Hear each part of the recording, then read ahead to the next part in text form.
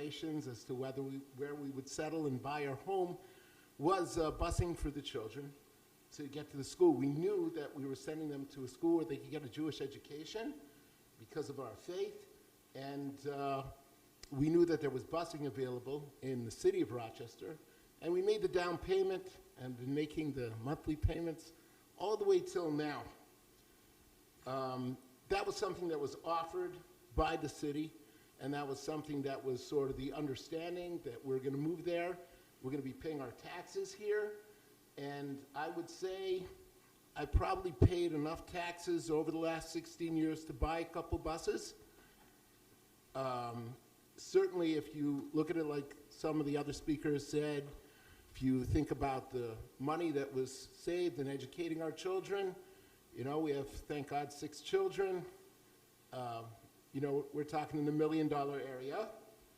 And now we're being faced with the busing, which is what we, essentially, the part of the whole package that we were interested in and what we were receiving to be possibly taken away. It's basically saying, look, it's too bad. Maybe you should move.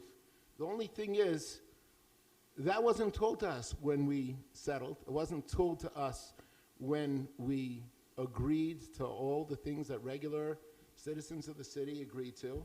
And it's certainly, it just seems like such a betrayal of an understanding that we've had. We love living in Rochester, and it's been great, but we could have chose another place to live. We wouldn't be facing this now, and you wouldn't have us and people like us living in your communities.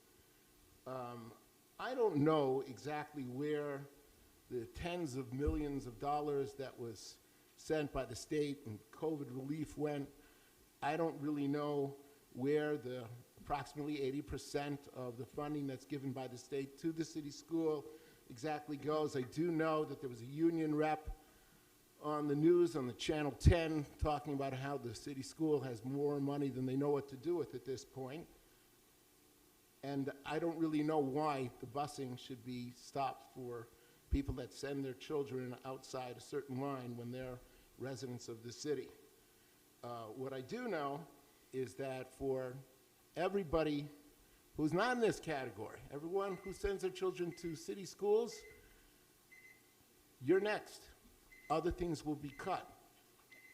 That's what happens when the bottom gets swept away, and it's just going to keep escalating. I see I'm out of time by the beeper. I hope my point was clear and it's taken into consideration. Thank you so much. Thank you very much, Mr. Ronis. We now welcome parent Nita Brown, who is joining us via Zoom to discuss transportation as well. Is Nita Brown on the Zoom? Hello. Hello, Nita. Yes. When you're ready, can you please turn on your video to address the board? Oh, it's not on. I'm sorry. Hold on. How do I turn it on? Okay. Well, I can't. Oh, there you go. There you go. We see you now. Wonderful. Okay. When you're ready, you have 3 minutes, okay? All right. Well, I'm ready. So I want to thank the commissioner and the board for allowing me to speak. And so I have 4 points to make. The one is, as a single mother and a parent of a child who goes to Allendale, Columbia, I don't think I could have done it without a reliable and safe transportation. So for that, I'd be very grateful for RCSD, for Bus and Mansa for the past 13 years. Two, second point is an equity issue. I rely on transportation to get my child to school safely, and not being able to take her to Allendale would mean that I will now have to force to select a district school, which is okay, except that she's in the 12th grade and a senior. And to move her to a district school would be very disruptive, especially as she's in her last year.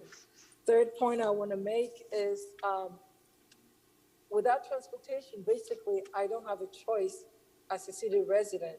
I don't have school choice. So I'm being forced to select schools only within the district. And with that, I'll probably have to select something way across from my house so I could get transportation.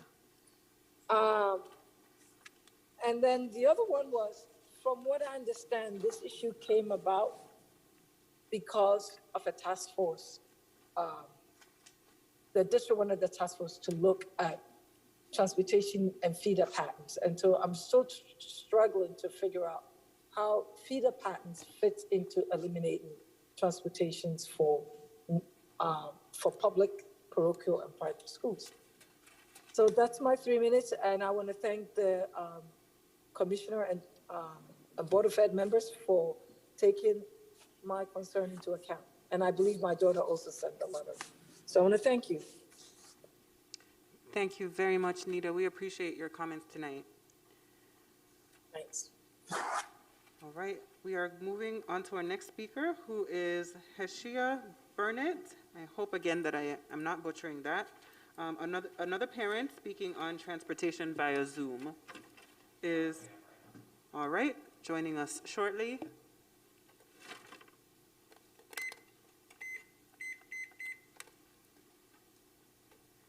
Heshia? Am I pronouncing your name correctly? It's Hishla. Heshia. Wonderful. Hello. Welcome, and whenever you're ready, you have 3 minutes. Okay. Hello, my name is Hishla Burnett. My children attend private schools at Rochester Christian School and Charles Finney. They are honor roll students and earning the my oldest child earning the highest level at RC at Rochester Christian School for a student of distinction. I received an email earlier this week stating that the Rochester City School District was considering zoning, different zoning reconfiguration for the children that attend private school, charter schools, and suburban schools. As a single mom, we've made the choice to send our children to private school because we feel Rochester City School has failed our Black and brown children, not offering them a safe and challenging, robust curriculum. So I just feel that 13% of the enrolled students that utilize the transportation service to private, charter, and suburban schools, that this is unnecessary thing to do to our children, where you guys have failed to provide them that learning environment and safe environment. I also feel cutting transportation for the 13% of the district students is another poor judgment for Rochester City School District. I feel that it is also punitive in you guys' actions and a disservice to the students and the families that are seeking good education.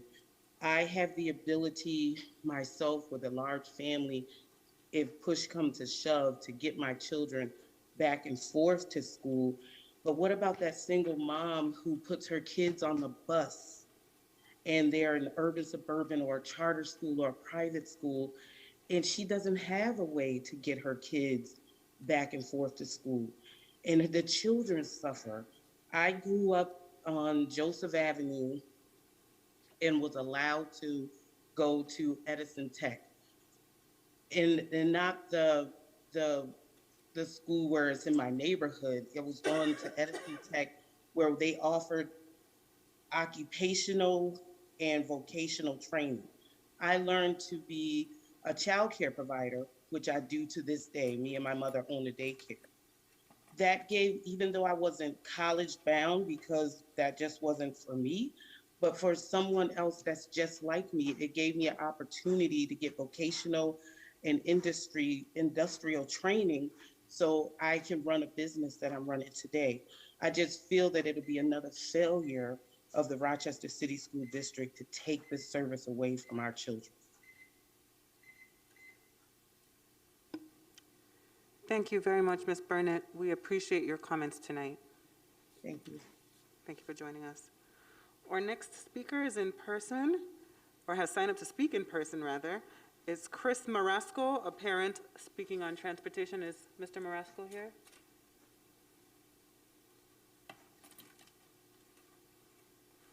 Welcome, Mr. Marasco. Whenever you're ready, you have 3 minutes.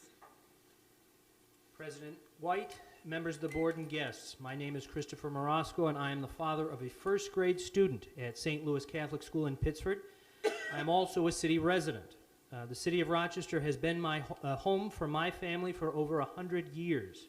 We've gone from Davis Street and Lewis Street near the public market to the Highland Park neighborhood where we are now. My daughter Bianca is a fourth-generation Rochesterian who is currently at risk of losing her transportation to her school of 2 years. I am here today to humbly ask that you kindly reconsider the proposal to end busing to private schools. To be clear, I am not here to denigrate the work of the board or the teachers or the district as a whole. I've lived here long enough to have gone to school with and to be neighbors to several current Rochester City School District teachers and have found them to be eminently qualified and compassionate individuals. The primary impetus, from what I understand, for this proposal is cost. First, a fact. According to your district profile, the cost per pupil is $26,808. I have absolutely no idea how much it costs to bus my daughter to school, so I had to get creative. If I put my 6-year-old on an Uber, I estimate it would cost her about $30 a day to get her to and from her school in Pittsford. That's $150 a week, $600 a month, or $6,000 for the school year. I should hope that the school district spends less than this when factoring in multiple students per bus, but this is my best estimate. As such, our decision to go private saves the district about $20,000, and that's just one child. I have another child who is 2, who is going to be going to the same school.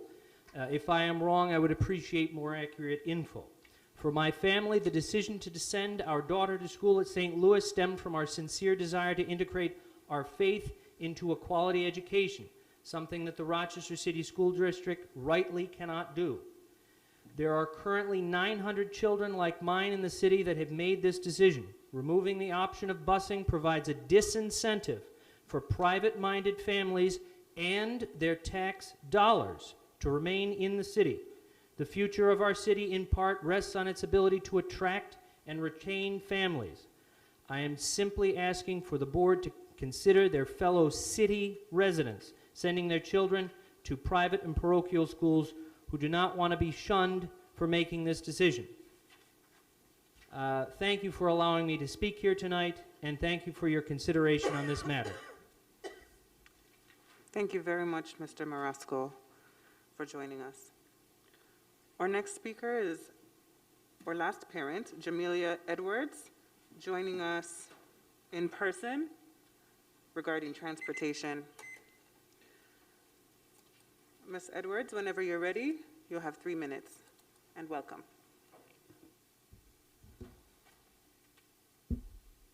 Thank you.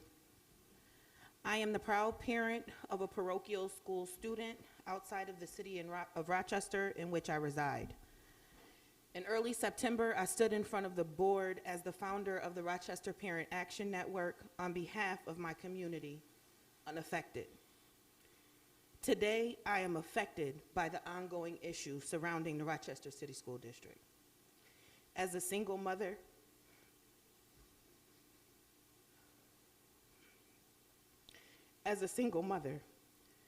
I have done my best to ensure,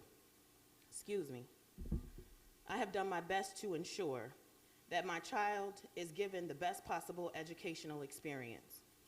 Through perseverance and sacrifice, I have afforded the opportunity to enroll her into a private school.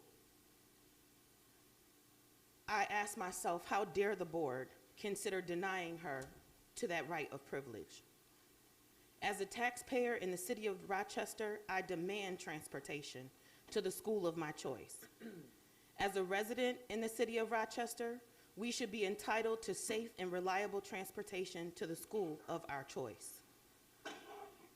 Who can explain?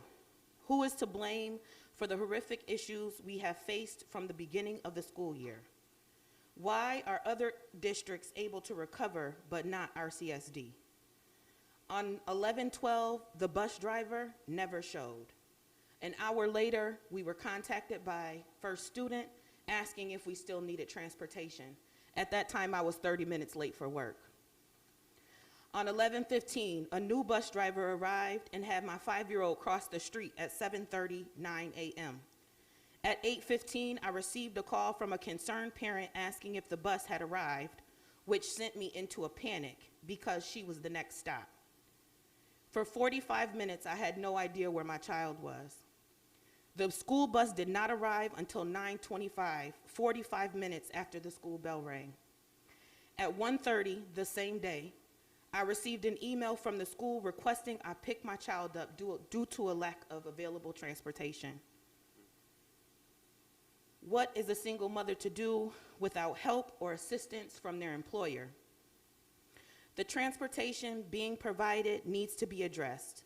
The safety of our children needs to be a priority. The organization of the busing company we pay for needs to be modified. If these were your children needing transportation, what decision would you make? Thank you. Thank you very much, Ms. Edwards. We appreciate your time tonight. We now move on to our community members.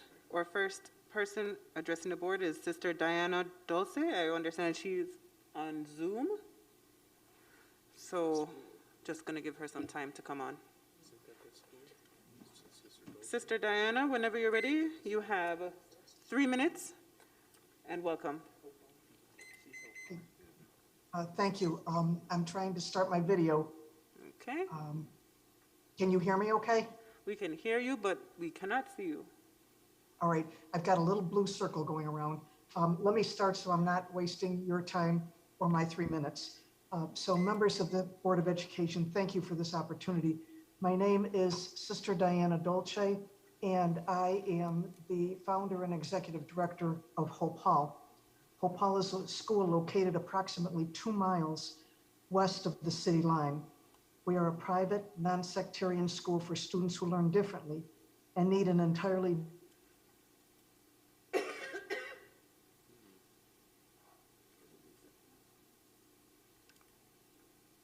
Sister Diana, are you still with us? or 47% live in the Rochester, city of Rochester. Our students have central auditory processing delays, attention deficit disorder, mild anxiety disorders, and many are on the autism spectrum. All have IQs in the low average range. 87% of our children live in poverty. All were unsuccessful in their previous learning environments. Let me give you an example of why. Picture for yourself a garden that has roses, daylilies, chrysanthemums, and butterfly bushes. All of those are different, but they all need about the same environment. They're outside plants, they need water, they need sunlight, and they need someone to weed them. Now picture an African violet. An African violet needs inside, indirect sunlight, and a little bit of lukewarm water 3 times a week. If we put the African violet in the same outside garden as everyone else, simply because it's a plant, that African violet is going to die.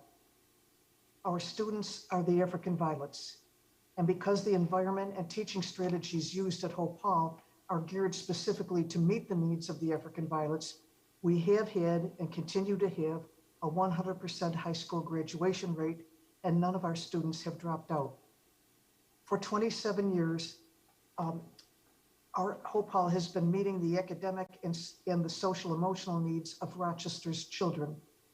We have graduated students who have gone on to 2- and 4-year colleges, trade school, entered the workforce, and are productive, respectful, hardworking members of the Rochester community. The only cost to the district has been the cost of busing, which enables them to attend our school. To end busing for the students of Hope Hall would be devastating for our school. To force our students back into a system that wasn't working for them before, and which is in such need of significant change itself, would be disastrous for our children. Many have already become highly stressed over the fact that they may not have busing for the next year, and at a time when students all over our nation are struggling with depression and anxiety, adding this worry to the Rochester students is extremely unfair to them and to their families. I don't know exactly what the task force that recommended this was thinking, but busing it to the non-public, private, parochial, or charter schools is certainly less expensive than bringing more than 3,000 students back to the district would be. Additional teacher and staff wages and benefits would certainly cost more than busing the students, especially since the district is reimbursed 90% of the cost of busing by the state. The school board and RCSD should be thanking us for the job we are doing, not denying the students the opportunity to get the education they need and deserve in schools that are working for them. I thank you for your attention and for your time. Thank you, Sister Dulce. We are going to welcome our next speaker. Thank you again, Sister Dulce, for joining us tonight. We're going to welcome our next community member, Robert Montgomery, who's... Hear me? Yes, Mr. Montgomery, whenever you're ready, you have 3 minutes. Thank you very much. And normally I don't read things like this. I talk more from the heart, but in the interest of time and respect for the group, I'm going to read. So I apologize for that. And good evening, all. My name is Bob Montgomery. I have contributed emotionally, financially, and physically to Whole Paul, the school, the students, and their families since 2010. For the last several years, I've shared as chair of the board of the trustees for that school. Our students span grades 3 through 12. All of our students have struggled in the mainstream school systems. They have been bullied. They were told there was no hope. Some say our students have learning disabilities. We like to say they just learn differently. And learn they do. They go on to be productive members of our society, as Sister Diana has just said. And I mean no disrespect to the teachers of the district. My sister, while not in Rochester, is a special education teacher in the public school system. And like all educators, she is passionate about education. And I am appealing to that same sense of passion for all of you. Whole Paul provides a service to the Rochester School District. We educate students from Rochester at no cost to the city other than busing. But that's only one financial aspect. We do so much more than that. We feed the kids. We keep these kids off the street.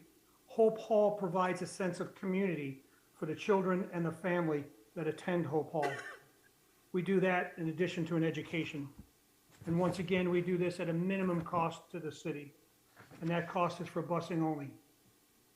If the Rochester City School District stops busing for schools outside the district, it'll be devastating for Whole Paul, and I assume many other affected schools. It'll be disastrous for the students, putting many of them back in a system where they were struggling. Financially, it should be more expensive for the district, as they'll have to absorb all the expenses of educating these students, not just busing. I know you do not take this decision lightly, nor should you. A decision to end busing for these kids may very well send them and their families into another pandemic state of mind. I thank you, the members of the Board of Education, for allowing me to speak tonight, and I wish you luck in your decision. Thank you very much, Mr. Montgomery. We appreciate your comments tonight. Our last community member is Dr. Kimberly Cruz. Dr. Cruz is joining us in person. Welcome, Dr. Cruz, and whenever you're ready, you have 3 minutes. To the Rochester City Schools board members, Dr. Myers-Small, and city residents, good evening. My attendance this evening is to express my deepest opposition of the board's decision to eliminate transportation for schools outside of the Rochester city limits. My platform this evening is from a school leader. I am Dr. Kimberly Cruz, and I am the very proud, newly appointed CEO of Renaissance Academy Charter School of the Arts, which is located outside of the city limits in the town of Greece. The intent was to always be in the heart of the city. However, at the time of the inception, the city offered no locations conducive to state requirements and our programmatic framework. Our school, K through 6, is a unique one. It uses the arts as an approach to teaching to increase knowledge and understanding in other subject areas, also known as arts integration. I see us as partners. Many of our students reside here in the Rochester City School District and are proud of their city. But their families who exercise their right of school choice for whatever reason entrust us to help guide their children through academic success, and we're honored to do so. Many of our students return to the city schools to complete their middle grades and graduate from high school, and our school, like many other schools, greatly depend on the transportation services provided by Rochester City School District as it helps to sustain us. I urge you to consider the impact of the transportation elimination decision would have on students, our students, and especially those that look like me. I thank you for your time this evening, and I look forward to a favorable outcome. Thank you very much, Dr. Cruz. We appreciate your comments tonight. We now move on to our staff members who are joining us. And we have Jennifer Tarana, a staff member, speaking about school closure via Zoom. She should be joining us on the Zoom shortly. Jennifer? Yes, I'm here. Wonderful. Welcome. And whenever you're ready, you have 3 minutes. Thank you. I'm here tonight to speak on why school number 7 should remain open. I'm a former student of school number 7 and have been a teacher at school 7 for 26 years. It brings me great pleasure to say that I now am teaching children of my former students. When families come to school 7, whether they are students or teachers, they never want to leave. One of the reasons the superintendent gave for wanting to close school 7 is low enrollment. I am currently a pre-K teacher at school 7. Each year when the parents complete kindergarten registration, multiple parents are told that their child cannot remain at school 7 because our kindergarten is already full. Once the seats are filled at our school, the parents have to choose another school. I have had parents each of the past 4 years leave our district and go to charter schools because they could not stay at school 7. The district tells our school how many sections of kindergarten we can have before we even know how many children are choosing our school. I know that Mr. Lincoln, our principal, has made calls to placement to help these families stay, but many times the children are still turned away. Our enrollment would be higher if all families were allowed to stay that wanted to. Our enrollment also would be higher if the 90 students that are currently in our pre-K were added to the total number of students for our school. Pre-K is not included in the pupil totals, which doesn't make sense. They are students at our building and part of our school community. Parents choose school 7 for pre-K. They fall in love with our faculty, our family atmosphere, and most importantly, the education their children receive at our school. They should have the opportunity to stay at school 7, even if it means opening up more kindergarten classes.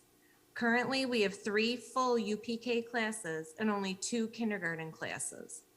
If school 7 remains open, which I hope it does, some families, once again, will be turned away when they go to register for kindergarten. Thank you. Thank you very much, Ms. Tarana. We appreciate your comments tonight. Our last speaker is Gerald Weipert, Jr., a staff member also speaking on school closure. Is Mr. Weipert in the Zoom? Yes, I'm here. Can you hear me?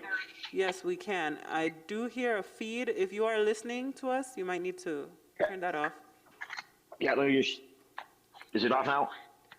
Yes. Whenever you're ready, you have 3 minutes, okay? Okay, thank you. Good evening. My name is Jerry Weepert, and I am a proud member of the School 7 community.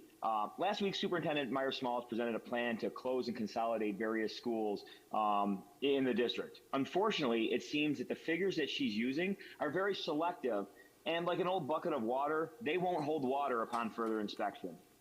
Lots of numbers are being thrown around, and not all of them are extremely accurate. But like Commissioner White had said earlier today, every number has a story. And I'd like to talk about the number 0 right now. Not the 0 visits that the superintendent has made to School 7 since students have been back in classes since last year, but the 0 suspensions we currently have at School 7. Commissioner LeBron has been there and can attest to the safe environment that we support. If my numbers are correct, School 7 has always had one of the lowest suspension rates in the district in the past few years. Why are suspensions always near 0?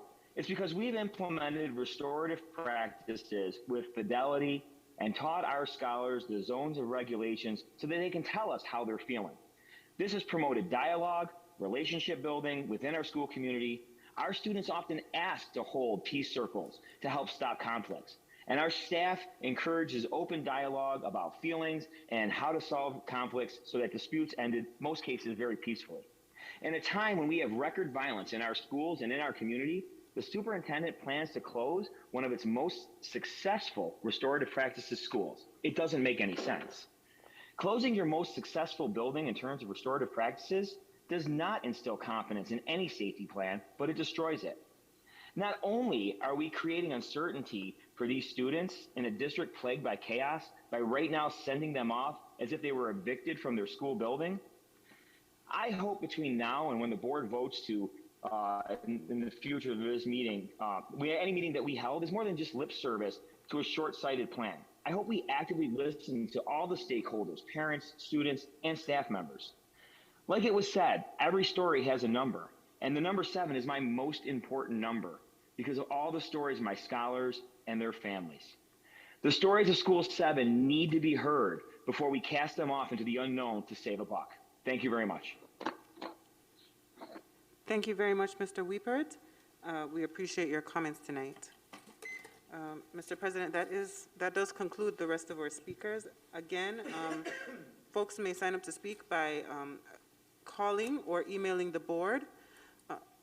You may do so at boardofelucation@rcsdk12.org by noon of the day of the meeting to sign up to speak. Or you may email your comments as well to that same email address in order to have those recorded and placed in the record. Thank you, Madam Clerk. On behalf of the board, I want to thank the speakers who took the time out of their very busy schedules and other family commitments to express their opinions and concerns about what is going on in the district. You may have noticed that on occasion, some people had very specific concerns. The superintendent and her staff have directed conversations with those folks to see if we could provide some assistance for those concerns. A number of people spoke more generically about a variety of issues, including transportation. And those conversations will continue to take place in a very public setting like this. I should tell folks who have remarked that the board has made a decision or the superintendent has made a decision. The superintendent made a proposal. And that proposal, as is required by law, will be discussed very publicly over the next few months, and I encourage those citizens to continue to let their voices be heard. Next item on the agenda, Madam Clerk, are you ready for the upcoming events? But I know you were busy doing all that other stuff. Do you want to do that now, or you still want to put that off? I can do it now. I just found Okay. the plug-in. Sorry about that. No, it's all right. As she does that, on behalf of the board, I want to thank our staff, our communications team, board staff that arrange for all these calls and arrange for these speakers. It really, given the amount of work that goes into it, our staff, again, including the board staff and the communications team, which you see sitting right over there, do a really remarkable job at making democracy look so smooth. So thank you on behalf of the board for your work. Okay, so right in front of you, you should see our upcoming events. Next week, there are no board meetings. Happy Thanksgiving to everyone. So we will rejoin folks on December 7th. I do want to make a plug, however, that we did have to make a few changes to the board calendar. They're not shown on screen at this time, but they are shown on the district's website, rcsdk12.org. RCSD will be hosting the Contract for Excellence hearing on on Tuesday, December 14th. That is not on the agenda, but it is just before the ESA committee meeting that is listed here. There will be a public hearing period for the contract for excellence, and it is a 30-day comment period. The period just started today, and so a public notice has been sent out, and we will be receiving comments to the C4E at rcsdk12.org account, and also by emailing Board of Education at rcsdk12.org account for the hearing on the contract for excellence. Please feel free to visit us on the website for more information on the contract for excellence. Additionally, many of you may have noticed that the state monitor public hearings on finance and academics was postponed.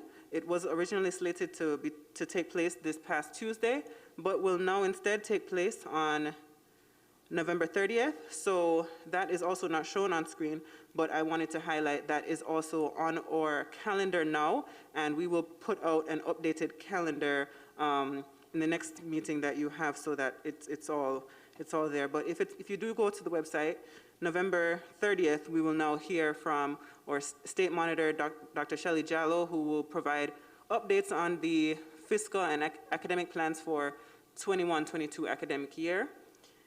In addition to that, coming up in December is our Policy and Audit Committee meeting. We will have our ESA meeting following the Contract for Excellence hearing on December 14th. Then Finance will convene on December 21st, 2021. Important updates on the budget will be heard there for the 22-23 budget. And then our business meeting, last business meeting for the year, and President White's last business meeting will be on December 23rd at 6:30 p.m., as well as Commissioner Clark will be also his last business meeting as well. So just wanted to highlight those. And again, please view our calendar at www.rcsdk12.org /BOE calendar. Thank you. I really can't emphasize this enough on behalf of the board. You all have really no idea the staff that we have putting together and coordinating all of this. I mean, between Ms. Scott and Ms. Wade, that basically is the team that is able to make such a clear, concise calendar of events. So on behalf of the board, I know we say this a bit, but really, thanks to the both of you for all that good work and for being able to present to citizens what the upcoming events look like, and the fact that you all and the administration are putting this together is really a remarkable testament to what good public servants do. So thank you again. Next item on the agenda, our advisory committee reports. We'll begin with Ms. Simmons. I understand she is virtual. Is that right? Or no? Did I get that wrong? Ms. Simmons, of course, is the president of the Student Leadership Congress. Hello, can you hear me? Yep. Okay. Hello, everyone. My name is Anaya Simmons. I am president of the Student Leadership Congress, and this is the official report for the Student Leadership Congress's planning meeting from October 20th and November 17th of 2021. On our agenda, we had introductions, an SLC briefing, a conversation around SROs in schools, a conversation around mental health, and zone configurations and reconfigurations and closures. At this meeting, we had representatives from Wilson Magnet, Monroe, Northeast College, Rochester Early College, and World of Inquiry High School in attendance. I would like to point out that while attendance was in high numbers from these schools, this is still not diverse enough to properly represent the entire district. I deeply ask that you all spread the word about SLC's purpose and need for more student leaders to have all perspectives represented. During this meeting, I shared an overview of the conferences, activities, and meetings that SLC participates in. I, along with other members who have recently been in SLC, shared our experience in the past few years. I have also shared our meeting schedule, which is every third Wednesday of the year, offered both virtually and in person. Some SLC hosted events are our Leadership Congress in February and Global Youth Services Day in April. In our conversation around SROs, I brought to the Congress's attention the violence that has been occurring in the Rochester community as well as in the school district, and we discussed the possible reentry of service resource officers, SROs, in schools. Some students voiced that they would like to see the re-entry of SROs as they would feel safer amidst the violence in their school and around the location of their school. However, a majority of the students said the opposite. Many students articulated that the presence of SROs in their building would only escalate tensions between students and law enforcement. However, students ultimately explained that it felt the district was leaving many things unsolved. Many students are coming back into schools physically for the first time in a year and a half. This is the first time students are seeing their peers in person, so without the right plan to integrate students back into their schools after a year and a half of virtual learning, it made sense conflict would arise. Not only does the presence of police officers cause some students to feel threatened, with the rampant gun violence happening in Rochester, bringing some armed into the school is just as harmful as leaving the problem the same. Nevertheless, it is clear that a district policy in which all schools have the same implementation of SROs would only cause more damage. As a solution, it is preferred by most students that SROs are kept on the outside of buildings to monitor the perimeters of campuses. Students see it necessary to have a positive relationship with law enforcement. However, the way we feel the district is implementing these changes for our safety is not the proper way to build them. Moreover, students feel that stronger services to support and help the emotional and mental needs of themselves and their peers would bring a greater understanding, would be a greater and more impactful service. On the topic of mental health, students feel let down. Many students feel that their school, along with district policies, do not focus enough on the mental health services students are currently receiving, and many efforts made during hybrid and virtual learning were not genuine. Many students are still learning about the concept of mental health and are trying to destigmatize this in their home communities, which is why it is so significant for school curriculums to teach students how to properly express and process their emotions. I would like to take a moment to admire the work of Isaiah Santiago, who is working on a project to create a mental health literacy course at his school in response to the uptick of violence. Students are constantly overwhelmed with the pressures of home, school, sometimes work or extracurricular activities, and now the pressure to try to help themselves and their peers alone. We are asking that the district and school administrators support their students in the request for more mental health services, which may include physical spaces to go, counselors to talk to, and an emphasis on mental health and curriculums. At this meeting, the Congress was joined by Dr. Morris to talk to students around the proposed list of school reconfigurations in the district. Dr. Morris shared the demographic and numbers around the district and told us that many RCSD facilities are not being productively used. Regarding the schools being relocated, it is important to take into account how many students rely on the transportation provided already and how that will affect the current families' transportation situations. As of right now, students at Northeast say that their school's location is very walkable for them, and moving out to a Charlotte building would take that option off the table for many students, especially when considering the involvement of sports and extracurricular activities. Students from Rochester Early College also feel that their current campus is too small for their population and would like to be considered in a relocation to a bigger campus. Students even suggested their own reconfiguration for some schools and the incorporation of programs, which they are willing to share at the public hearings. Dr. Morris also announced a public forum on December 8th to talk about the requirements for graduation. Both announcements can be found on the district's website. Recently, I was accepted to be a finalist to a program named QuestBridge. As a finalist, I am able to receive a full ride scholarship to any schools that they partner with. The point of QuestBridge is to connect high-achieving, low-income, and minority students with the institution of their dreams without the financial burdens that come with going to a university such as Stanford, Yale, or Duke. However, this opportunity has been around for many years, and very few people in my school community have heard of, and in turn, scholars in this district are not broadcasted nor shared enough for equitable access to these programs.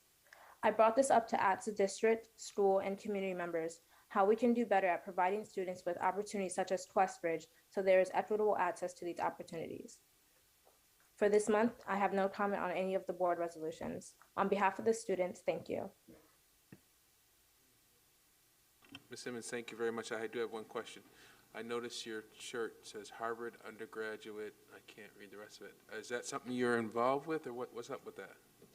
Yes, this is a program, and it's the Harvard International Harvard Undergraduate International Foreign Policy Initiative. It's a program I was in over the summer.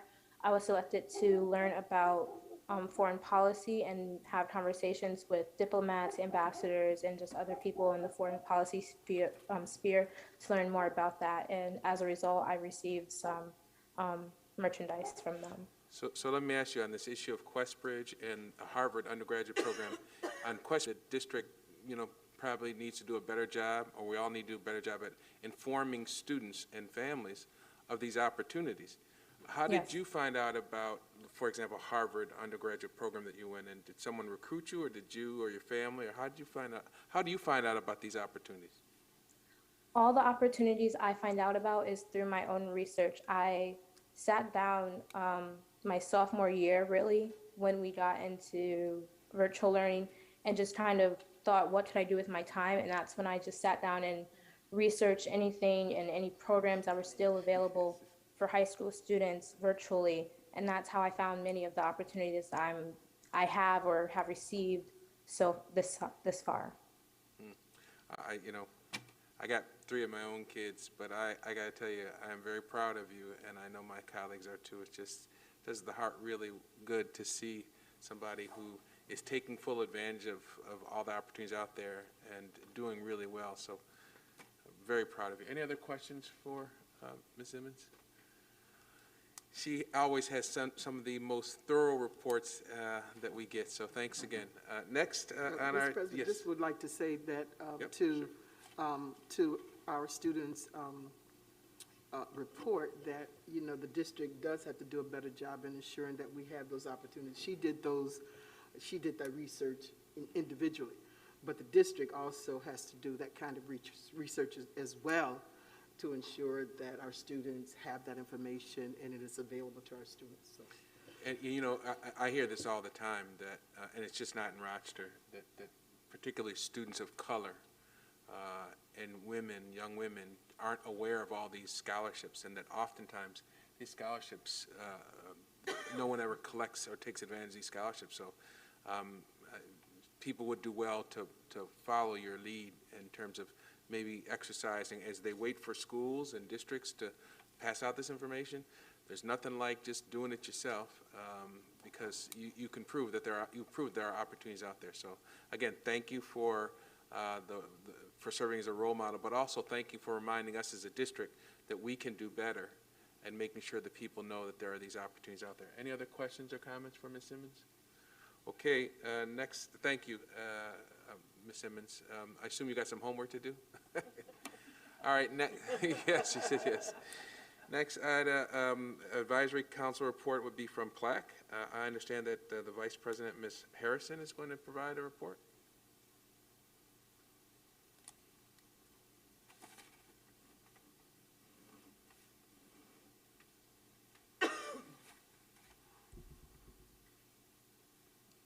Good Hello. evening. My name is April Harrison. I am the Vice President of the Parent Leadership Advisory Council. And our report is as follows. On November 1st, the PLAC leadership team welcomed new candidate who has stepped up in the role of president, Ms. Sharifa Pryor. We thank her for leading the mission of empowering our parent voices. We also met with the superintendent, Dr. Myers-Small, and chiefs of school, Dr. Green and Dr. Peluso, where we had an update on the superintendent's draft plan from the summer. PLAC will be assisting the superintendent's office in a parent rapid response team of about 100 parents who represent all of the demographics of the district for short notice meetings with Dr. Myers-Small and other members of the cabinet to put parents in the conversation as decisions are made quickly when necessary. This is a vital voice that has been missing from the decision-making process, and we are in support of this change. If you are interested in becoming a part of that team, please reach out to us at PLAC at rcsdk12.org, please. You can send us an email there. We're also proud to announce that due to the persistence of parents over the last couple of months, on Wednesday, November 3rd, the first meeting of the executive school-based planning team since 2019 was held. We were disappointed that we didn't have any representation from union leadership, but we are hopeful that they will be at the next meeting on December 1st. On Friday, November 5th, a coalition of parent groups, including CPAC, BEC, PLAC, Pecans Rock the Future, BIPOC, PEAK, and the parent groups of all 5 secondary schools representing the groups with active executive teams from East, Edison, Franklin, Rochester Early College, World of Inquiry with Wilson, who joined on later, signed a collaborative letter on safety to district leadership where we asked questions on clarity, transparency, and process and evaluations and accountability. One of the goals was to further set the expectation of the parent voice being included more openly in conversations about the safety of our students and their school communities. Contracts with private security companies and the Rochester Police Department are and should be temporary bridge measures while long-term solutions are put into place. We appreciate that a response was received earlier this week, and we look forward to continuing the conversation and including parents as part of the solution at the decision-making tables on this issue. On Tuesday, November 9th, at the ESA committee meeting of the whole, the superintendent put out proposals for mergers, closures, and moving of schools. We're looking forward to a parent forum to discuss all of these proposals, which would invite all parents while we center the voices of the parents and scholars of those schools most affected. We would ask that this also be a planning session to include other options and suggestions with an assurance that this conversation is not closed or decided and it's just the beginning. The work on reviewing Policy 1900 continues through our first read of the policy. This is one of the most important pieces of how parents and the district will interact with each other. If you are a parent of an RCSD student and would like to be a part of this process, we welcome you to join us every Monday at 6 p.m. via Zoom. If you would like to email us, I'll give you the email address again, and we will email you an invite to the meeting, and that email address is PLAC, P-L-A-C, @rcsdk12.org. Yesterday evening, November 17th, PLAC held its second quarter general membership meeting.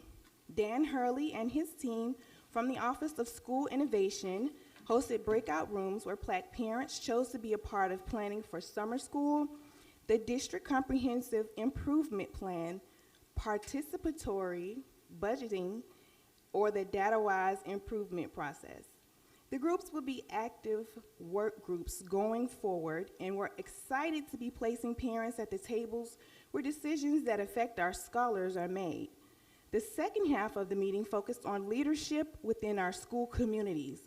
Dr. Peluso and Dr. Green hosted a breakout room for parents interested in school-based planning teams. Khadija Muhammad, the Director of Office of Parent Engagement, hosted one of the parent groups within schools. Dan Hurley gave information on SCEP plans, and Kelly Briggs hosted a room to create a work group of parents for planning school and community events. Overall, it has been a very busy month. We would like to challenge each of you that work for the district and central office to reach out to 5 parents and 5 students who you've never spoken to before the board general business meeting on December 23rd, and just have a conversation. Ask them, how is it going? And just listen.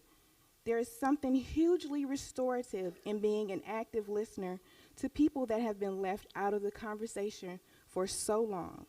Thank you for the time and space to share. And for all questions and comments, feel free to give us an email. Any questions?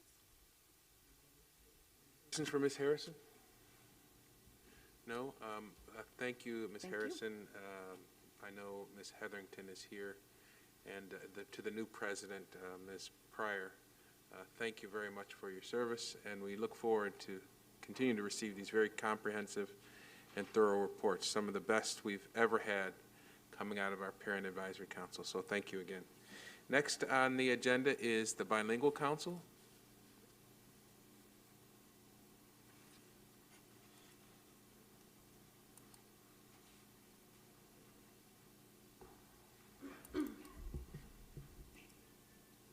Good evening. Buenas noches. I am Tibet Garcia, the Vice President of the Bilingual Council, Education Council. I am here with the rest of the BC officers. The Bilingual Education Council is made up of bilingual parents, community-based organizations, and educators representing and advocating for the educational rights to a quality bilingual education for our students in the district. We continue to need one additional parent representative for the school number 35. We are also working with the bilingual department in securing one English language learner from each high school, which houses the bilingual education program. We are still working on identify which BC parents representatives will be assigned the 2 seats at the Parent Leadership Advisory Council, PLAC, and the Special Education Parents Advisory Committee, CPEC. The November BC meeting was well attended. Over 20+ parents were present. The Children Agenda and the Midwest RBERN presented and facilitated a discussion regarding barriers to graduation rates and region exams requirements. The Council was able to provide feedback and is in support of eliminating region exams. Region exams create an undue burden on ELL students and impact graduation rates significantly. The BC will support the Children's Agenda in their advocacy at the state level. The BC has a scheduled parent representative training session for December 2, 2021. All parents will be trained on their role and responsibilities, the history of the BC and the bilingual education, and review the bylaws.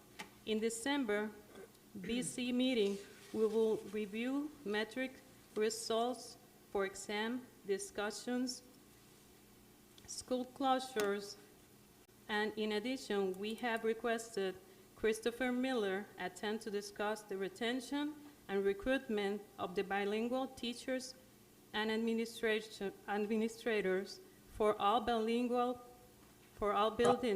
but specifically regarding the current vacancies at the School 12. The BC continues to be concerned with the lack, growth, and development for Latino bilingual teachers and administrators in the district. We are also concerned that with the recent school closures and consolidations, our newest principal for School 17, 33, and 12 will be in jeopardy due to union restrictions and laws. We would like to stress the critical importance of having bilingual and SOL and ENL administrators leading bilingual schools. The BC once recommends that Jahaira Nguyen, Caitlin Trepanier,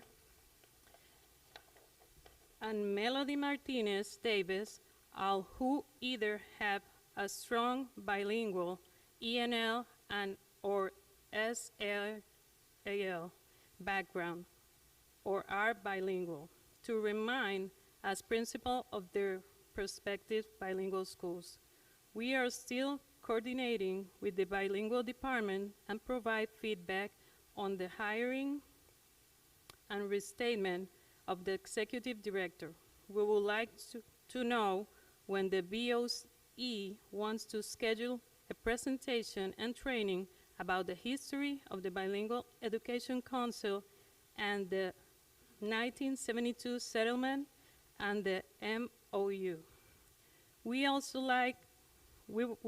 would like to state on the record that we continue to support the Children Agenda advocacy in relation to the police presence at the school, and that we have received multiple reports from parents stating they never received the survey from the district regarding police officers before and after school. Lastly, we would like to present our bylaws to the Board of Education and ask that they be signed by the BOE President, Superintendent, and the BC President today. That's conclude our report activity. Thank you very much, and have a good night. Thank you for that very thorough report, and we appreciate the fact your colleagues on the Bilingual Council have joined you. Thank you for taking the time out of your schedule. Any questions? Commissioner Powell? Yeah, the bylaws, if they are unchanged from previous versions, I have no objection, but I don't recall having an opportunity to read through them to validate that that's the case. And The bylaws last month, I believe there were some minor changes. They had presented the bylaws last month, and there were some minor changes, I believe, to some dates and things, and so that's what they're resubmitting for signature. So procedurally, this could go to policy, or it could go to governance, or intergovernmental relations. I would prefer that there be a sort of a formal process, particularly since there's no immediate urgency to get these things passed right away. Right. Rather than having them just reappear at meetings where the Bilingual Council gives us a report, I think we ought to vet them and make sure they're reviewed. So does any of my colleagues wish to take this on? Where do you think it would be appropriate? I have no objection. The bylaws should appear in our policy manual, can attach to the relevant policy that enables them, that empowers them to exist. And for those who are confused about why my question, it's just we did have a little bit of history, not with the Bilingual Council, but with the precursor to what is now called PLAC, and efforts to change bylaws in a way that was contradictory to our own board policies. So from that standpoint, to make sure that they're in conformance with our policy, I'm happy to take that on. I appreciate that. So to the members of the Bilingual Council, as you correctly indicated, the board has to approve your bylaws. You've done a good job in presenting them. We should have a process to review those changes, and that process, as you've heard today, will go through our policy committee. I don't have a time and date. I can promise I won't cause it any serious delay. We'll put it on the very next agenda. Okay. December 7th. I'm sorry? December 7th. December 7th? Do you have room on that date on your agenda? I think so. Okay, all right. So, yes, ma'am, you come on up. Excuse me, we need your report. I can't hear If you. you could just take to the mic so everybody can hear? Sorry about that. We have urgency for the board approved that, and we don't have the big changes. When you say that you have an urgency, what do you mean? Why would they need to, the next meeting for the policy committee is December the 7th. Okay. So at that meeting, Commissioner Powell, who's a colleague over there to the right, and her committee, actually the full board, will look at the changes. Okay. And I can't imagine there's going to be any big issues respecting them. And then after that committee looks at it, it will come before the full board. Mr. President, I would submit that if nothing comes to anyone's attention, and we'll all have had a chance to read it before the 7th, it's possible we could give it our blessings on the 7th. Yeah, Mr. President, I did have an opportunity to read the bylaws, and I didn't see any I haven't seen any it. changes per se from my perspective. So it appears that we may be able to approve it, Commissioner, on the 7th. I didn't see anything that stood out to me. Okay. So rather than make any definitive commitment, I think what you're hearing from us, though, is that some of us have had a chance to review them. I have not. But certainly it sounds as if, listening to Vice President Elliott and Commissioner Powell, sounds like we can make something happen on the 7th. I know the administration definitely wants to have a chance to review them as well. So the 7th, which is just about 3-4 weeks away, we'll review them. And as Commissioner Powell says, since it's a committee of the whole, if there really was a need, we could pass them that day. But why don't we wait until the 7th, see what happens? But again, based on what everybody says, I don't think there's going to be any complications. Okay. Thank you very much. Yeah, thank you. Okay. Yes. So they do need, does our policy stipulate that? Does our policy actually stipulate that parent bylaws have to be approved by the Advisory board? committees. Advisory, is considered as advisory committee, okay. All right, thank you. Okay, all right, so thank you very much, Commissioner Powell, for taking that task on, although I don't think it'll be a very difficult one. We appreciate you doing that. All right, next item on the agenda is we're have to go into executive session. Just give me a second here. We have to discuss matters relating to the terms and conditions of a particular employee and discuss contractual negotiations with individuals and possible corporations. And can I get a motion to, it's been moved by Vice President Elliott, I think seconded by Commissioner Malloy. All those in favor of going to executive session for the purposes I've just described indicate by saying aye. Aye. Any opposition? Downstairs at the second floor, Superintendent's conference room. For those of you who are interested in seeing the board continue to deliberate on a variety of matters, we will come out of executive session. I don't know how long that will be, but we do have a number of matters that we have to vote on when we come out of executive session.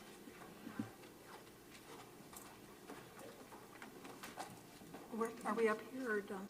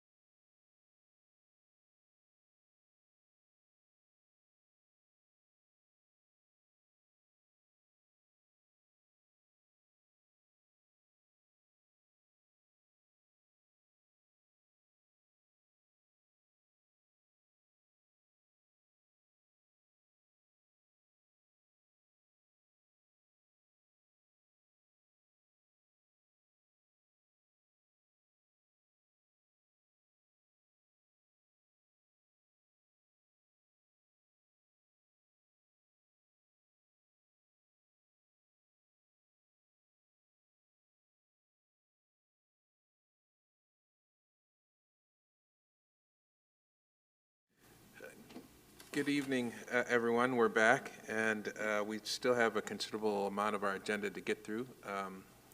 The next item on the agenda is superintendent's reports. We'll begin. The board reports.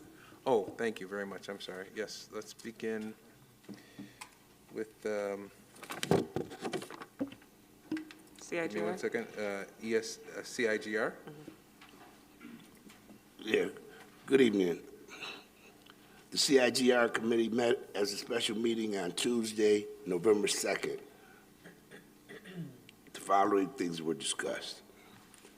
Chief of Operations Michael Schmidt and Director of District Support Operations Deli provided a presentation on understanding school lunches.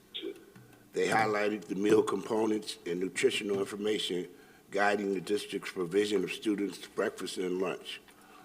They also shared several challenges the district is currently facing within school food services, including increased costs of goods, staffing challenges, and food sourcing issues. Finally, Chief Smith and Director Deli provided responses on frequently asked questions as it relates to the provision of meals for our district students. What also was discussed was Superintendent Myers-Smalls provided an update on safety on school campuses. She highlighted some of the safety challenges currently being faced in the district and the actions that school and district administration have been and will be taken to address them. Also, the committee engaged in a brainstorm activity to begin the draft of the board's 2022 legislative agenda, and commissioners proposed several very important new items, as well as championed the continued advocacy for items we have pushed for in the years past. And finally, I shared an assortment of legislative and community updates. We look forward to participating in the Big Five Lobby Days in February.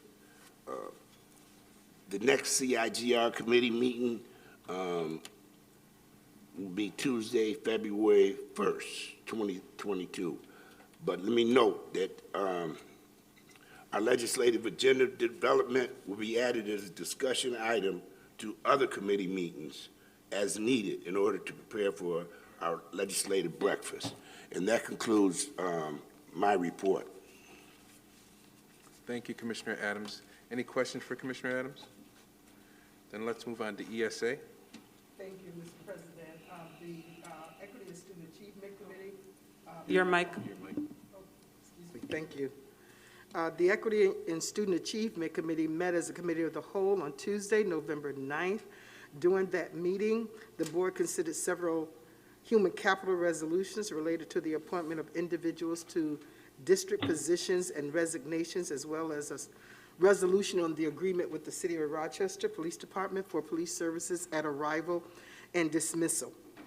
Deputy Superintendent Kathleen Black provided updates on the district's academics. She detailed instructional highlights, reviewed the academic principles, and noted upcoming assessments. She also provided updates on the district's professional development efforts, the Student Voice Initiative, and new course selection. Finally, Dr. Black previewed the topics she would address in the December ESA meeting as part of the next academic update, and highlighted the fact that she would be sharing first quarter student achievement data at that time. Superintendent Myers-Small presented her recommendations regarding school reconfiguration for the 22-23 academic year, starting with key enrollment data, accountability status data, as well as building capacity, use and condition data. She walked the committee through her proposals regarding school mergers, closures, and redesigns for elementary and secondary schools. Superintendent Myers-Small also highlighted the process for how her recommendations will be received and considered by the board. This will be strictly following Board Policy 7600 on the closure of school buildings. Finally, the committee engaged in a brief conversation on social emotional supports for students in the district. And the next ESA committee meeting will be held Tuesday, December 14th at 5:30. And that concludes my reports. But I just wanted to take a moment of personal privilege just to mention that I had visited School 9 last Friday, and the principal, Madam Superintendent, was pretty tied up. She had a number of absenteeism. She happened to be in the kitchen, in the cafeteria watching the kids. So I'm going to be going over on another day just to sit down and talk about, the progress and what's going on over at School 9. And also, we had a great leadership meeting over at Wilson Foundation with Dr. Black and the chief for the school over there, and look forward to great things that she's going to be able to do over there. So that concludes my point of personal privilege. Thank you, Mr. President. Any questions for Vice President Elliott? There being no questions, we'll see. Thank you, Mr. President. I'm not going to read my report. It is available on board docs, but there are a couple of issues need to be hammered out a little bit. My recollection is that in our policy committee, the board agreed to advance a change to policy 2410 that clarified the timetable. That doesn't show up in my report, and it doesn't show up here as a first reading, so it's going to fall behind the cycle of changes. We will make sure we look at the minutes to make sure it's recorded properly in the minutes. We did go policy by policy through 9 financial policies. They exited the committee. They are on tonight's agenda as a first reading. My report states that they would be, the second reading would be next business meeting, and that is what I said at our policy committee meeting. But in the absence of a change to policy 2410, I think we'll either have to waive our policy or we'll have to do a second reading during one of our committee meetings of the whole. And it's at the discretion of whoever chairs our next committee meeting, whether we're able to do a second reading prior to the business meeting. If we do, then we'll be able to vote on those policy changes in December. Okay? Those are the only items that are not written in my report. So again, there's 9 that we'll be discussing under new business. Thank you. Our next committee meeting, December 7th. Thank you, Commissioner Powell. Any questions for Commissioner Powell? There being no questions, we'll move on. This is not a Finance Committee report, but the Chief Financial Officer is going to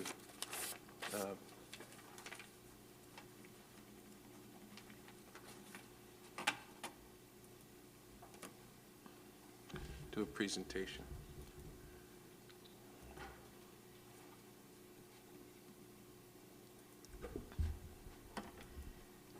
Good evening, President White, Vice evening. President Elliott, Commissioners, Superintendents, Dr. Jallo, and the Rochester City School District community. This evening, I'm going to be presenting to you the October month-end statements. And again, as always, it's an honor to be here before you this evening and to support the children of RCSD. As usual, we're going to begin with our cash flow, which is on page 5 of the report. And when you take a look at that, as predicted, one back, right there, that's okay.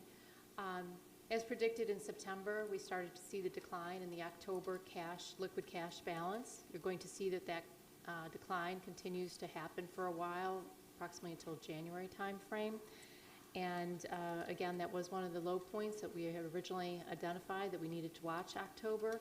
We have successfully made it through October now, and what you're going to notice when you compare October of this year against October last year, the main significant difference is the fact that we did not go out for the RAN, but very much when you take a look at the 2 years, year over year, you're going to see that it's pretty much ironically to the dollar of October this year compared to October last year. I would also like to say that if you move to page number 6, we'll go through the graphic format.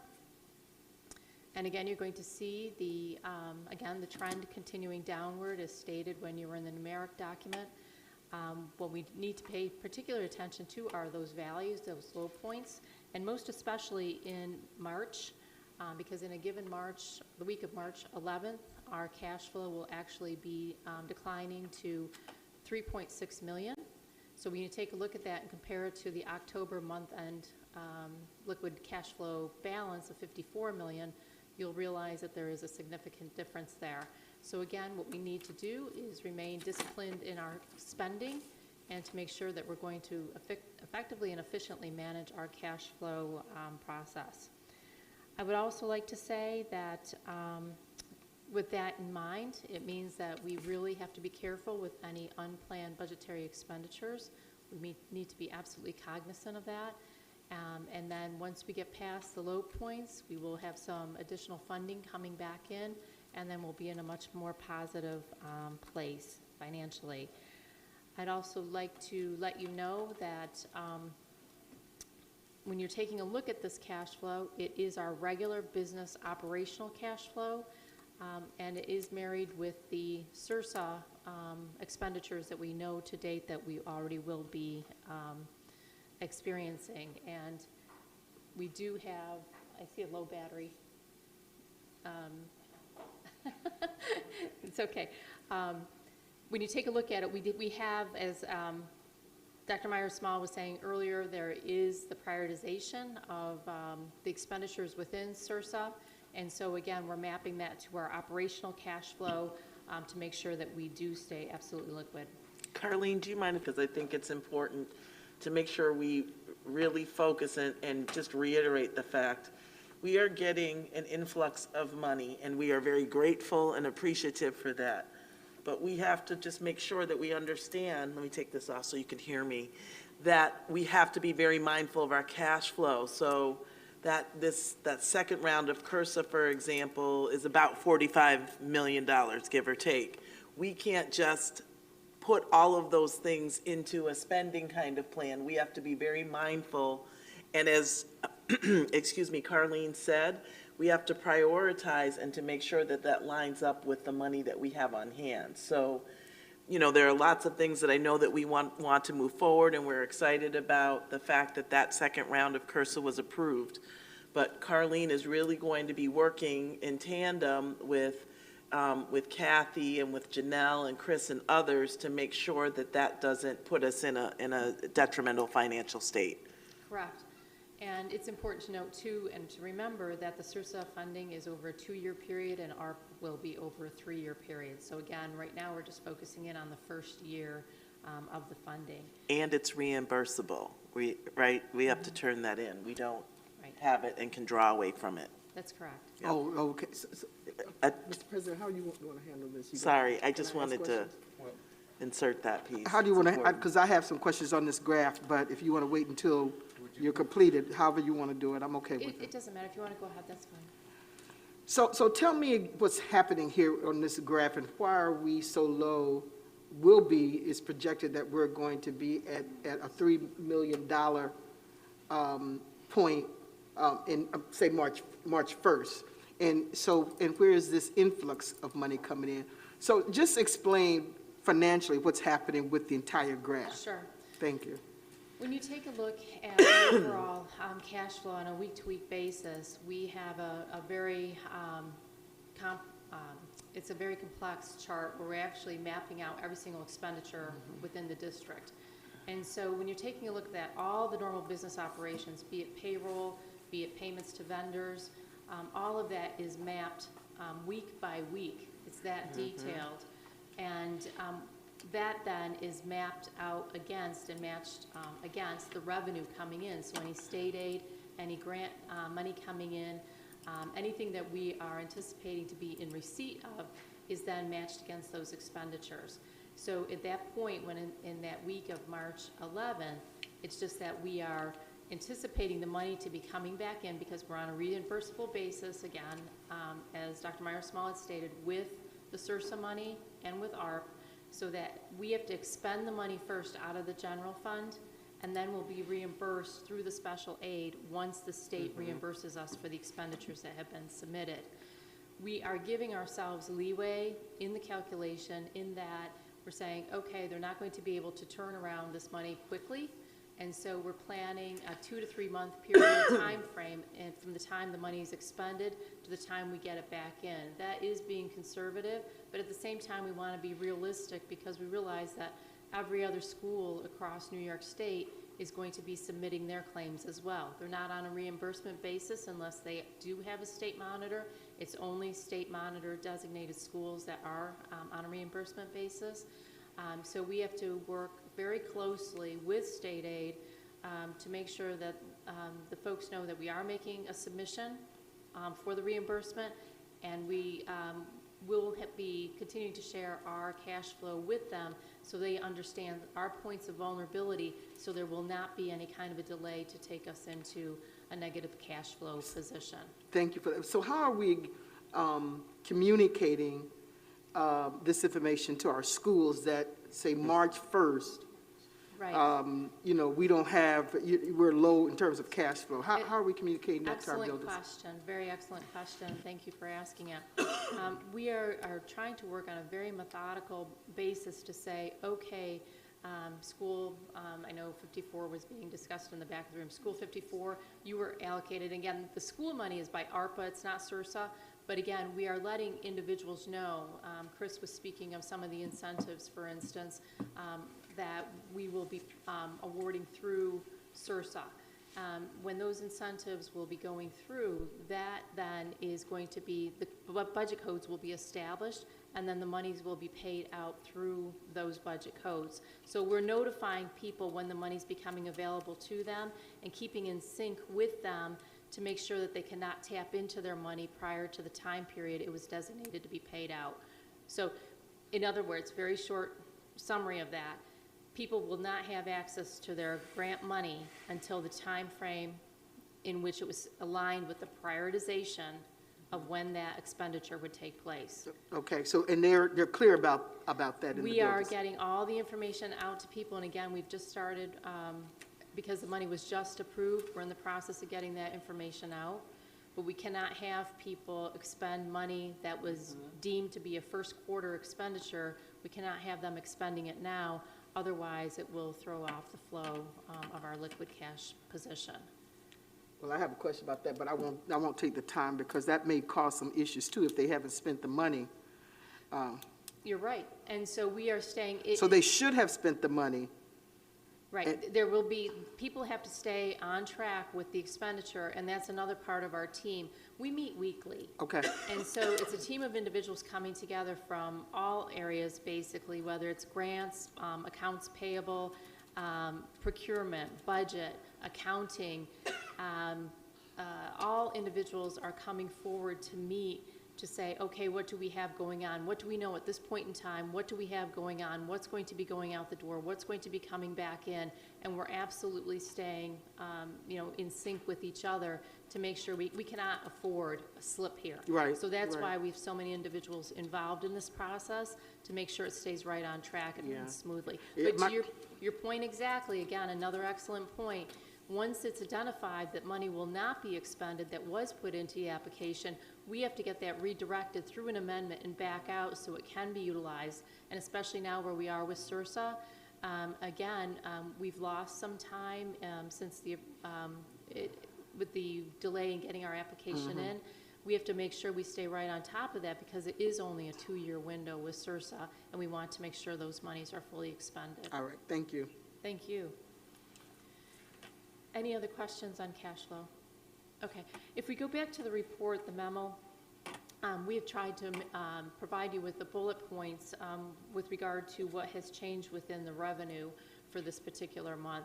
So those were spelled out to you, but in very short order, just to say that since the budget was originally established and reviewed by all of you this past budget season, our special aid fund has increased by $65 million to now be projected at approximately $187 million. So again, with that kind of significant money coming into the district, to Vice President Elliott's point, we have to make sure we're utilizing that money. It's there for that purpose, and it is to be utilized. There really is no story this month behind our appropriations, so we will go right on to budget transfers. I'd like to bring your attention to the budget transfers, which the reason I'm bringing your attention to it is that we have work to do in this area. Within the general fund itself, we had approximately 6 pages worth of budget transfers. That is something that we are, the executive director of our budget area and myself, we are going to be taking a look at that to make sure we recognize areas of opportunity where we can streamline next year's budget to say, where was that movement of money going from which code and moving into what other code, and how can we cut that back? Because to have 6 pages worth of budget transfers is not the best utilization of our staff's time. It's something that we need to build into the budget to make us all more efficient, and then we will see a reduction in budget transfers. So again, please know we're working on that. So what has caused all of the budget transfers? Right now, it's because this was, again, October, so it was the startup of the school year. Okay. And predominantly, when you go through those 6 pages, most of those transfers was the transfer of substitute teacher money into each of the schools. Okay. And so that is something that we need to work on. There was a substitute teacher task force that was underway, and again, we have to decide what that allocation should look like within each school's budget and have it set up that way so we don't have to make this number of transfers. As another note, with regard to our budget transfer report, an enhancement we will be making to that report is in the far right-hand column. So I think on page 19 of this document, or of the document, the package this evening, you will see where there were transfers in excess of $500,000 being made. To make it perfectly clear to the commissioners, because our policy is at $500,000, we'll be putting a footnote over in that far right-hand column to say, this is the resolution it ties back to that you approved to allow that transfer at a previous meeting. So that way it makes it more transparent and understandable for all of you. The last item that I would like to bring to your attention this evening is going to be in the H Fund, and that was on the last page of the memo for this evening for the month of October. And you will see within that fund an expenditure of approximately $1.1 million.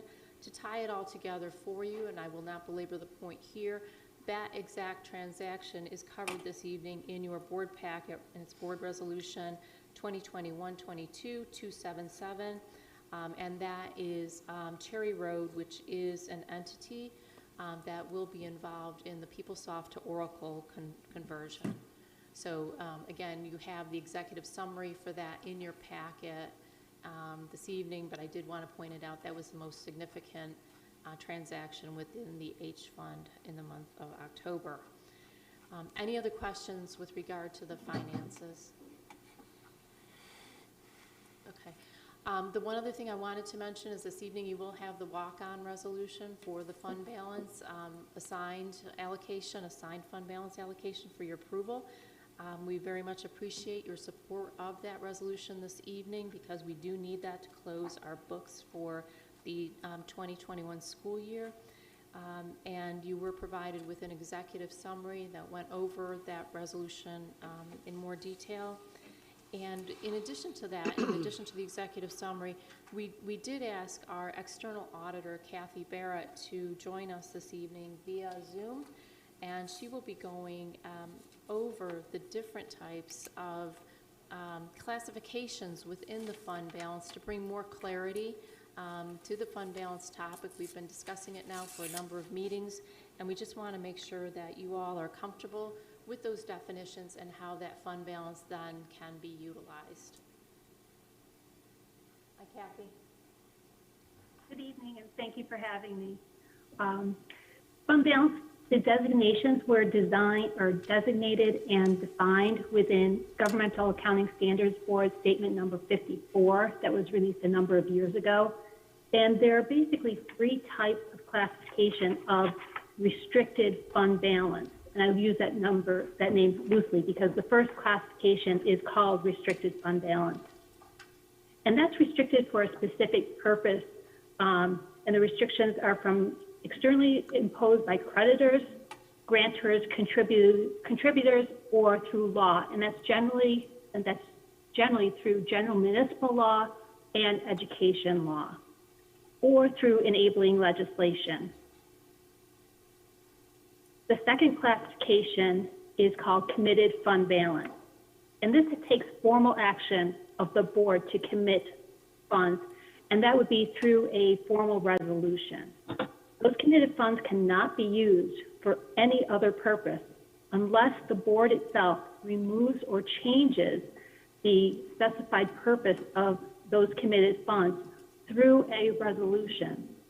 So it takes formal resolution to establish a commitment and formal resolution to remove the commitment or change the commitment in any other way.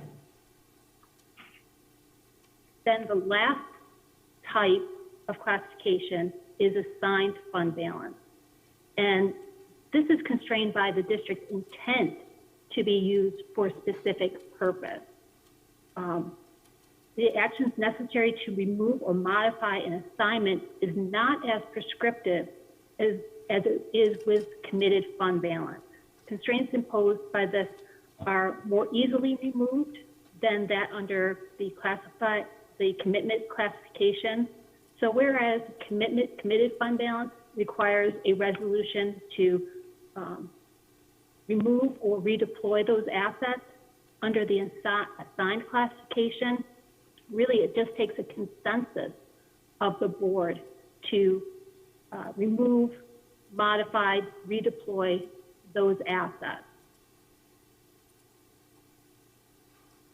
And I hope that brings some clarity behind the three types of restrictions that are permitted under generally accepted accounting standards, statement number 54. Can we receive that presentation?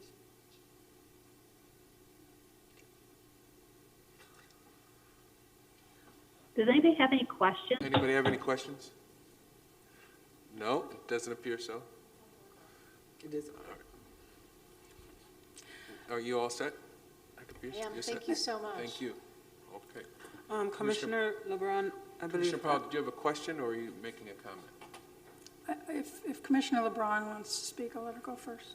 No, I just want to make a motion for the October unaudited finance report so that it could be moved at this time. It's been moved. Is there a second?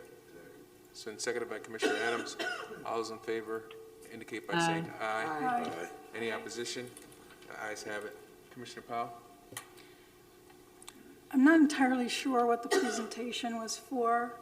I think that it's targeted at this assigned fund, and I think its purpose is not one that I want to be talking about in open session. So if we want to have further conversation after the resolution is voted on, when we go back into an executive session, I'm happy to do so. We do have to go back into executive session at the end of the meeting, although it was intended to be a closed session to get advice or talk about legal matters. So I was going to literally end the meeting, and the two matters that we were going to discuss were related to legal matters. So what you're talking about, though, is going into executive session. It would be as a personnel matter. So I can just inform the public when we come to the close of the meeting that we're going to go into executive session to discuss a personnel matter, and also we're going to get legal advice from counsel. And I will tell people, don't bother to stick around because we're not going to be voting on anything after the meeting is re-adjourned. Okay?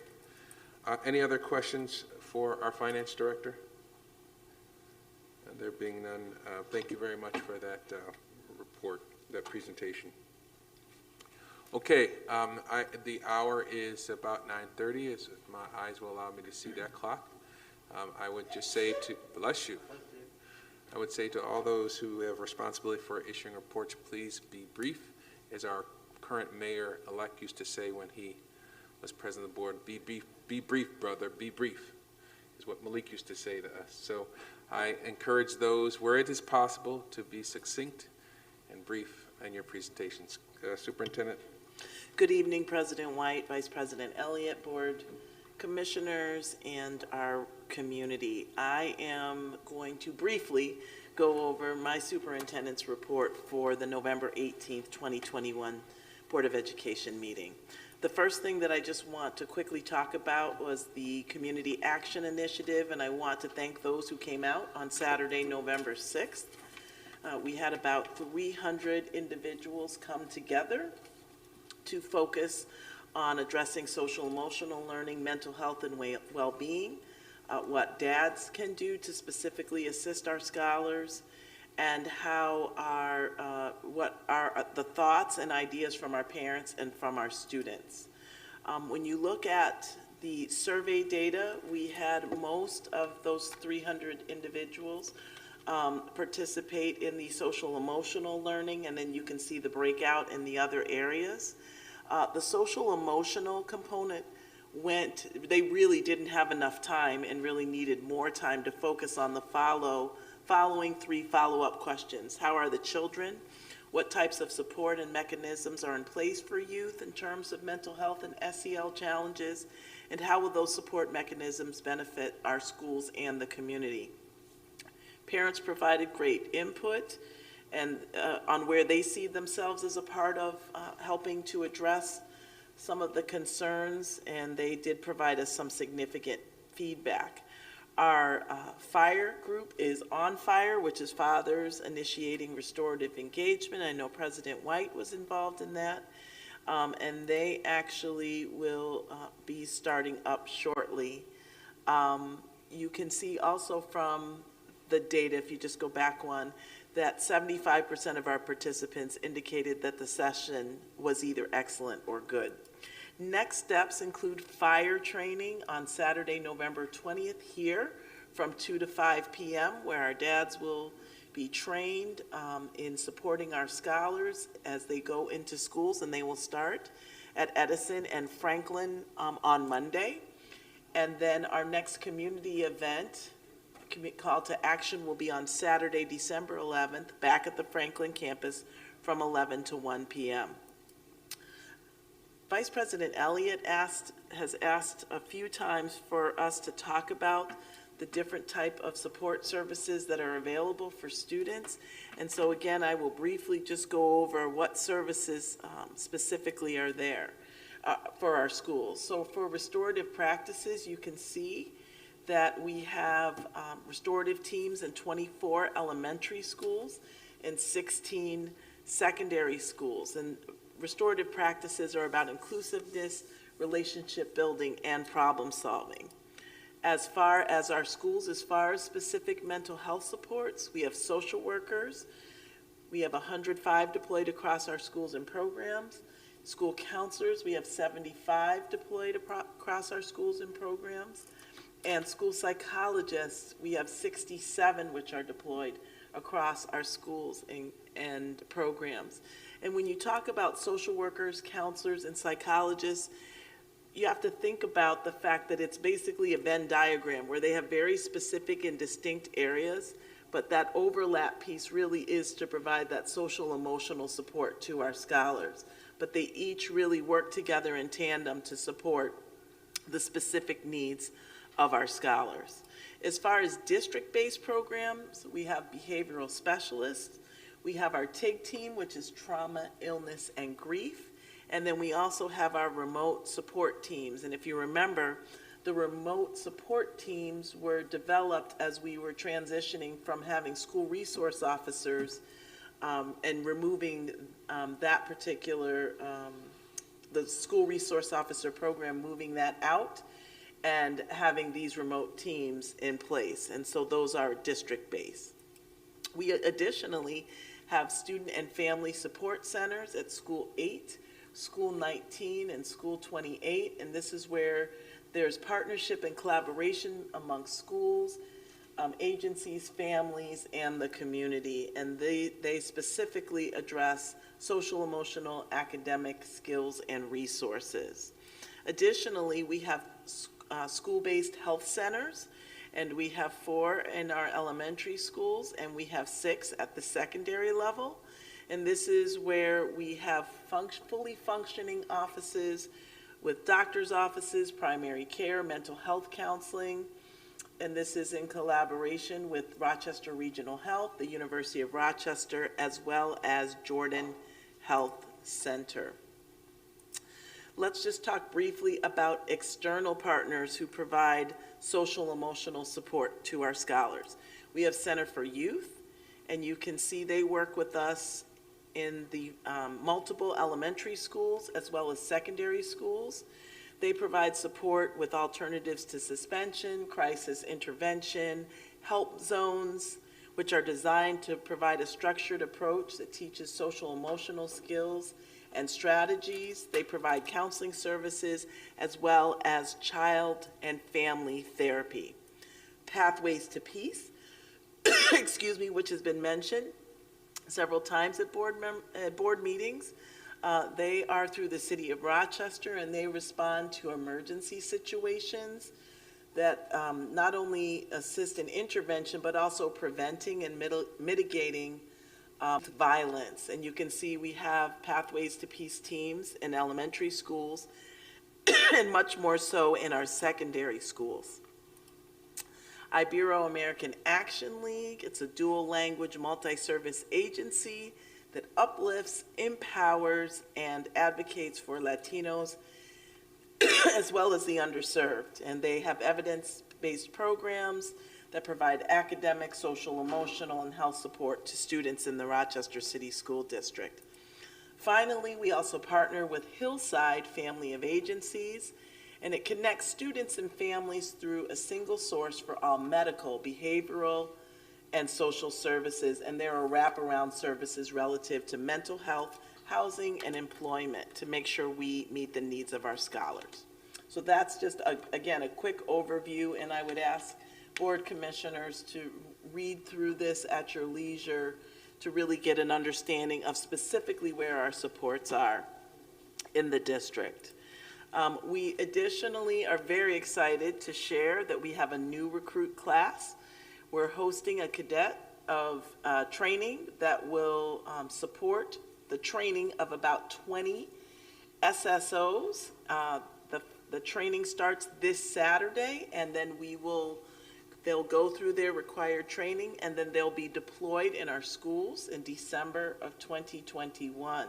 We certainly want to thank Bente for partnering with us in this endeavor, and we also want to thank the Office of Safety and Security for moving this forward. So again, we've been talking about the fact that SSOs and that we've had a lack of SSOs. We're training cadets and groups of individuals so we can fortify that support in our schools. Briefly, let's talk about federal stimulus funding allocations, and this is specifically, there are many more areas that we are supporting, but I want to talk about NCRSA, which was just approved. We certainly want to thank Dr. Jallo for partnering with us to help us get to this point. It was a very quick approval and turnaround time, but you can see listed on the PowerPoint under NCRSA where we have some social, emotional, mental health and safety supports. You can see what we included in our application there. And then also academic supports. Specifically, I want to call out the 75 full-time building substitutes, so that's over the next 2 years. This is where my plea is on behalf of the Department of Human Capital. We need people to apply. We need people to come to our district. So we have this will be made available, but we need the bodies. We need the folks to come and work with us. And so when you watch my Friday message that will come out tomorrow afternoon, at the very end, I actually encourage and ask for interested individuals to apply to the district. Now, under ARP, now we know this is pending approval and is not finalized, but you can see the plethora of additional FTEs or full-time equivalents of mental health support, so adding to our school counselors. And one of the things that we did here is you'll note that at the elementary level, school counselors are sometimes divided between 4 schools. What we have included here is that each elementary school will have a full-time dedicated elementary counselor. But again, once this is approved and once we can move forward, we need to have individuals apply and be here in the district to fill these roles. But you can see the other areas that are listed that once are with our fingers crossed and hopeful approval, that we'll be able to fill these positions and provide additional supports that are very much so needed in the Rochester City School District. You'll also see additional supports on the next slide, again, continuing with the social, emotional, mental health, and safety supports, additional, not only FTEs, staffing, as well as other resources that we'll be able to provide to our scholars. So we are eagerly awaiting that.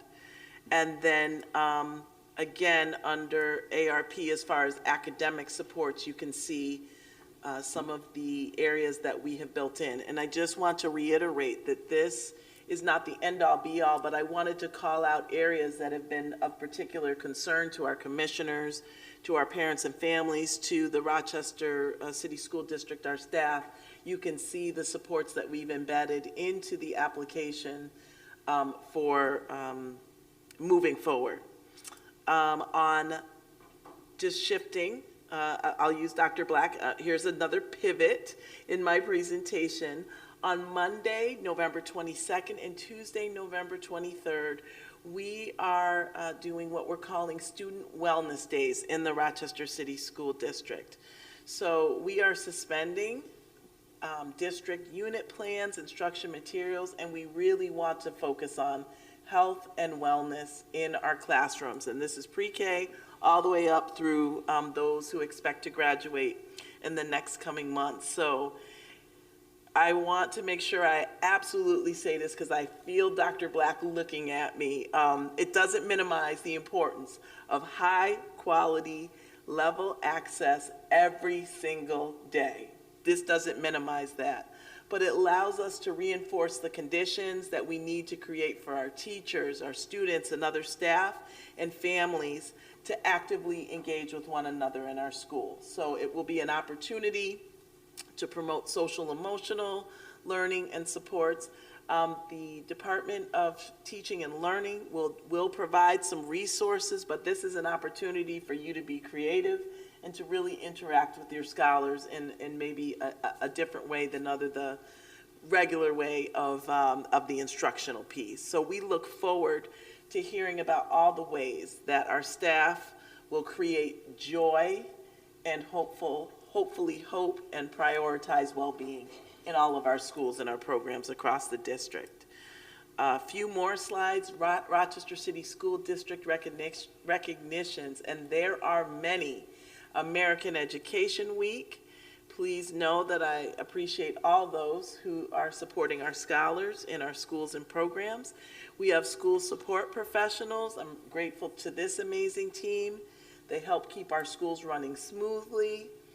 National Parent Involvement Day. You heard a comprehensive report from PLAC tonight, as well as from the Bilingual Education Council, and we know that a parent's job is every day, 24/7, and Substitute Educators Day. We could certainly not do the important work in our district without having substitutes play the critical role that they do in our district. On Wednesday, December 8th, this is on the horizon, a Blue Ribbon Commission is being created to review the measures as it relates to graduation. We know that the Regents exams have been, and graduation requirements have been in place for many years. The Commissioner, along with the Board of Regents, are saying to our communities statewide that we need to take a look at what is required and what students should know and be able to do when they graduate from our New York State schools. So this is an opportunity right in the Rochester City School District for our community to provide input and feedback on what graduation should look like in the near future. I am very excited to announce that we had students at Franklin Upper School meet with MCC representatives for MCC Instant Admission Day. The students apply, and all of them were instantly accepted to Monroe Community College. I had the opportunity to talk with the senior class president, and she was one of the 13, and all of their futures are very, very bright. So we would just like to say congratulations to all those scholars, and additional instant admissions days will be held at our secondary schools across the district. And finally, we're going to end with some good karma with the Good Karma Cafe at Franklin. This is a student and run a student and teacher-run cafe. They're open in the morning, and they have delicious treats, coffee, muffins, and cookies. And students serve as in a multiple of functions. They're cashiers, they're baristas, they're bakery workers and greeters, also marketers. And so yesterday, as a result of this program, they wanted to give back to the community, and so they donated $310 to the Open Door mission to buy Thanksgiving meals for the homeless. If you have a chance, commissioners, please get over to Franklin in the morning and to see they're at the end of the hallway on the right-hand side, and they really love to have folks come and visit them, and they are so proud of what they do. And I certainly wanted to take this moment to thank the staff and all those who certainly are involved with this particular program. And then I'll just end with the fact that tomorrow we will have a press release with some of our local elected officials, Assemblyman Bronson, Senator Cooney, and others, where we will be officially acknowledging the fact that Governor Hochul approved our Phase 3 of our FMP project. So this is very exciting, and we are thrilled to know that we are going to have the resources to modernize and to make beautiful learning spaces for our scholars, from our youngest to those who are getting ready to graduate. So with that ends my report. I tried to make it as quick as I could, President White. I appreciate that. Okay. Thank you very much. Any questions for our superintendent? Vice President Elliott? Yeah, just, I actually saw that news report about Karma Cafe. And Yes. what the news reporter indicated was that by Thanksgiving, that total of donations should double. Oh, that's So awesome. they also said that on there as well. But I wanted to talk about the wellness slide, because I was at the Monroe County School Board Association Yes. meeting on Wednesday. Uh-huh. And they've been, I think it was Brockport, and I can't remember the other school that was other district that was presenting. But they talked a lot about wellness activities, not only for the students, but also for our staff as Yes. well, and the kinds of creative things that they have been doing. And so, I think that, as I've said, to a number of people before, and of course, hindsight is always 20/20, we probably should have started off with these kinds of activities in the beginning, but, we were trying to Great. get, the instructional piece together, and it's certainly understandable. But I'm reminded of, I remember former Commissioner Louis Burgos spoke at Baton's annual meeting one year, and he talked about play and the value of play. And when he was growing up in Hanover houses, and how, they were playing together, they were taking money, they were going to leave home, but the lessons that they were able to learn through play.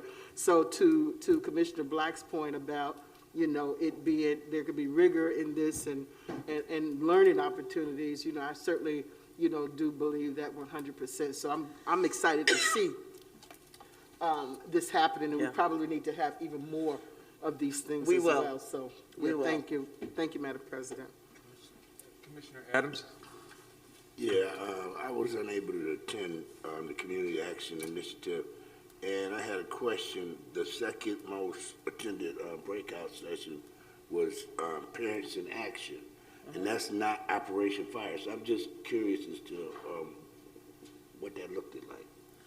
So that was Dr. Hawkins from the Urban League actually facilitated that. We were down in the cafeteria, and it was an opportunity for our parents to brainstorm on ways that either they could support the school district, they could support our scholars, or that we could tap into their expertise. So they took down notes, and there were different suggestions that they made of ways that they could connect or ways that they could support, or again, that we could tap into their expertise. So they gave us many, many suggestions. So when we meet on December 11th, Commissioner Adams, we're going to try and really distill that down and put some things in place. Okay, thank you. Yes. Any other questions for the superintendent? That's me. Commissioner LeBron? Yep. Thank you. So my question is actually just in relations to a letter that was sent out to School 7 community, to the parents. about a meeting on Monday about the school potentially closing, which the board has not voted on. So I just want to put that on record because I know that there was a presentation, but the board still actually has to vote, and the board should also be receiving better data than we receive. But I want to just uplift some major concerns that I have with it and request that that meeting be available for parents to attend via Zoom. With the numbers of COVID rising in Monroe County to the point where Adam Bello today issued that we would be having more rapid testing sites before the holidays. We are seeing hundreds of new cases every single day of COVID in Monroe County right now. So we are definitely going up in a trajectory. The fact that we would hold this meeting on Monday before the Thanksgiving holiday, and that we would only offer it in person only with no viable Zoom option for parents is unacceptable. And I just had to say that at this very moment, because there's no other time to put it on there, but I will ask that there is a Zoom added to that meeting and that parents are notified over the weekend how they can attend that meeting for their school, and that there are no other additional meetings held without a Zoom opportunity for parents to join, especially when you're talking about closing their school, and none of us live in their community, in their school. So I don't want to support that, and I think that it's poor parent engagement for us to do it that way as well. Could I respond to that, Commissioner LeBron? Absolutely. I believe that the schools chose which option. We don't have any issue with offering Zoom, and we can certainly do that. But the schools actually chose their dates. The letter came from but the letter is under your name. I got a copy of the letter, Leslie. So the letter on behalf of you, the district, and you as the superintendent, not on behalf of the school. It was sent as you as the superintendent. I recognize that, Commissioner LeBron, but the schools did pick the dates. I didn't superimpose. They can pick the dates, but if you are hosting it because you and your team are coming into the school to talk to these parents about potentially closing their school, we should be offering them a Zoom option or an alternative way for them to join if they cannot physically be there in person. We actually should not be hosting anything in person when COVID numbers are rising at this point. But I get it. People do want to be there in person, and if that's their choice, that's their choice. But we should offer an alternative to Zoom for all parents to attend. No issue with that. Thank you. I would like to see an update on that. Any other questions for the superintendent? There being none, I will next move to Dr. Sean Nelms. Sean?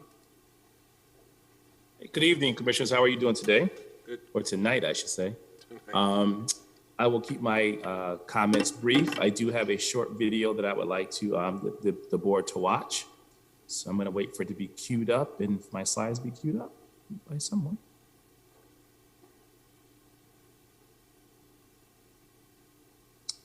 Tom?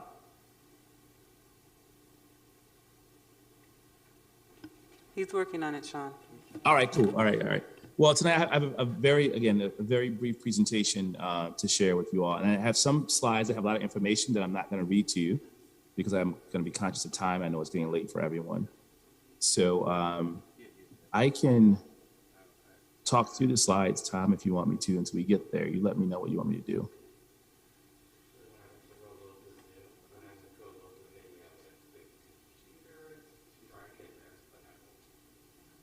It's getting there. Hold on. All right. So the slide that you're going to be seeing is, trying to change the narrative about our youth in this community. Go ahead, Sean, with your narrative, and then they'll play. All right. Yeah, I was just going to say that what you're going to see next is, I had a conversation with Deion Rogers, our assistant principal, recently. He said to me, we're working on restorative practices, but what exactly are we trying to restore since we haven't seen these kids for 2 years? Relationships haven't necessarily been formed in some cases.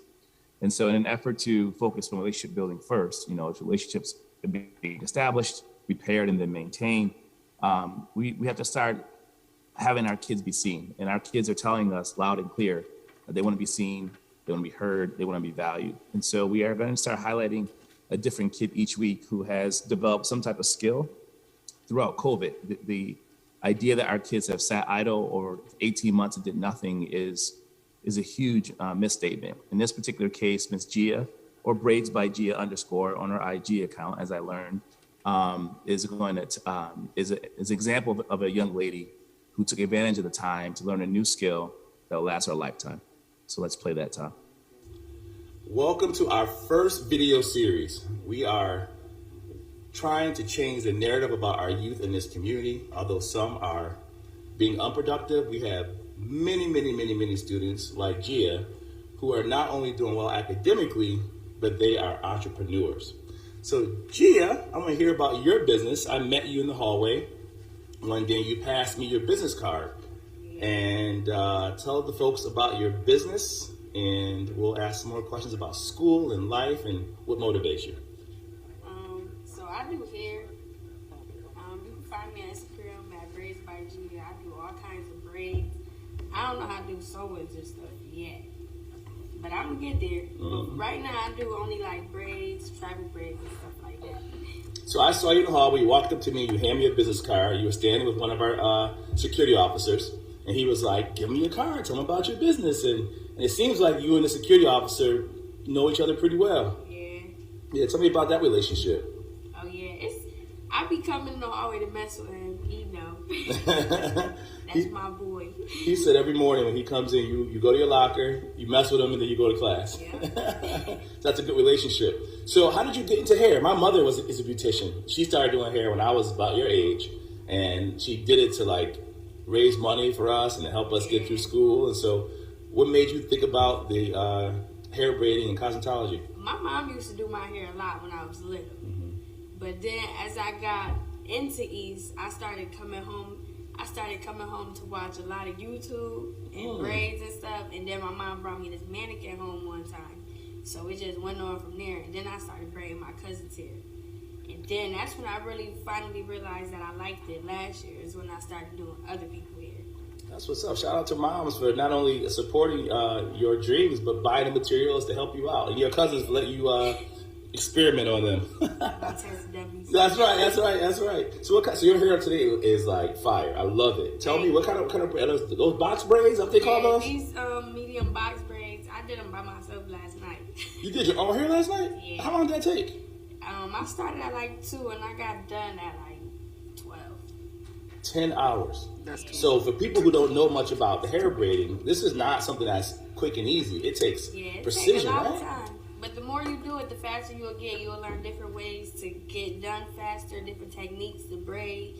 If you feel like your braids if you feel like you find a different way to braid, you can always use a new technique that some people don't use. So. All right, so we're gonna talk money, right? Because I know that that the hair business, you gotta get paid for your skills. It's a skill set. It's your expertise. You're already doing research and finding out new ways of doing it. How much would those box braids cost if somebody out there was interested? Braids, it'll probably be $120. With extra length, I charge $10. So if they wanted to get past their buck, it'll probably be $130. All right. Just for the time and the quality of the work. All right. Now I hear all about like Brazilian hair. Is there a certain type of hair that you like? No, I like braids and sew-ins and all kinds of stuff. Frozen and everything that's cute. All right. Well, listen, I'm going to thank you so much for sharing with everyone, one of our many talented kids at East, changing this narrative, making sure that we remember kids like you, we support kids like you. So tell us one more time, what's your IG account so people are interested in getting their hair done, and they can hit you up? My Instagram is braidsbygia_. All right, y'all make sure y'all support this young East scholar doing amazing things. She took the initiative to make business cards. Give me her business card, and I promised her we're going to start highlighting her and other students like her who are doing incredible work here at East. All right, as we say at East, go East.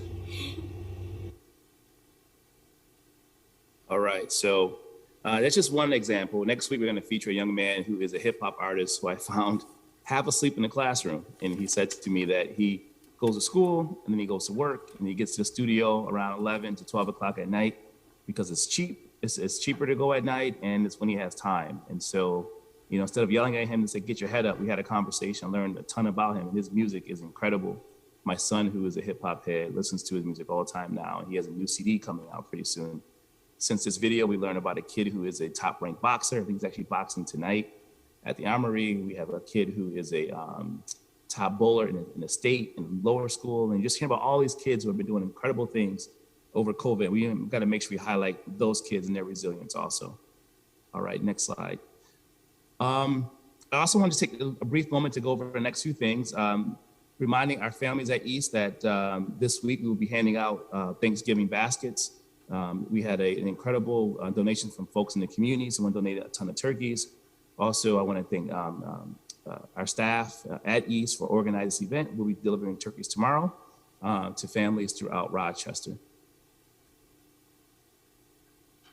Also want to recognize our top 10% scholars. Every year we have a top 10% recognition ceremony for kids' academics. These are the same kids that we're pushing to get full scholarships. We continue to make that our goal, that any kid who is a top scholar, who has a high average, they should be going to school for free, especially if they're first generation. So we continue to do that work, and we continue to look for scholarship opportunities. And I'm going to recognize all those kids that are listed for their brilliance and their hard work. Also, I want to thank our lower school staff, grades 6 through 8, for bringing back the peer mediation efforts. We want to make sure that we not only focus on culture and climate from an adult standpoint, but that kids have authentic voice and ownership in the process. You can see here that our kids are being trained in lower school, grades 6 through 8, in peer mediation. We did this the first few years at East, and what we realized is many of the research-based practices that have led to incredible results are the same practices that we're going to start to replicate moving forward as we transition back from COVID and the 18 months kind of learning differently, learning remote. And our kids are really responding well to peer mediation. And we're, in fact, we're going back to the basics and making sure that kids' voice are determining what we do every day at East. Our students are also at the upper school. These particular students are looking at food insecurity, and they had a project that you can read on the slides at a later time, where they focused on not only identifying a problem in the community, but establishing clear ideas and suggestions for improving it. Food insecurity is an issue that we talk about a lot in Rochester, and our students are taking an active approach in solving it. I would appreciate if you would take a look at this slide, reach out to those students. I know they already reached out to Commissioner Malloy, and she's already engaged some of those students in this initiative as well. Thank you to the Board of Education First for having faith in the University of Rochester and myself and the entire East team in continuing the work of school transformation. As you all know, over the last 6 years, we've had tremendous results and gains in progress. I think the graduation result is an outcome of all the hard work that teachers and staff have put in. They continue to work hard and continue to collaborate and be really on one accord when it comes to making sure that we support every aspect of the child and the family, and also pouring into their own growth and development. And so I want to thank you again, board members, the State Education Department, our families and community, and really thank University of Rochester for being an authentic partner in this work. They have done so many things behind the scenes that are unspoken when it comes to policy issues, leveraging their presence for getting financial support for our students, and then also making sure that they help to redefine and refocus our effort in making sure that all kids receive a quality education. So thank you all for that work. And with our extension, we hope to share the work more broadly. We've already started some of that work, thanks to Dr. Leslie Myers-Smalls and her team, but also learning a lot from the district as well. And I can't wait to get over there to the Karma Cafe and get me a cup of coffee one morning. So thanks for the invite, Dr. Myers-Smalls. With that, I conclude. Thank you. Any questions for Superintendent Nelms? Yes, Commissioner Malloy. Not a question, but more a shout out. Just wanted to say thank you to your students regarding those scholars who were advocating for healthier food initiatives. Thanks for the shout out in the slide. I did get an email from one of your students, a 10th grader named Anaya, and she was looking into this food insecurity issue and just better school lunches.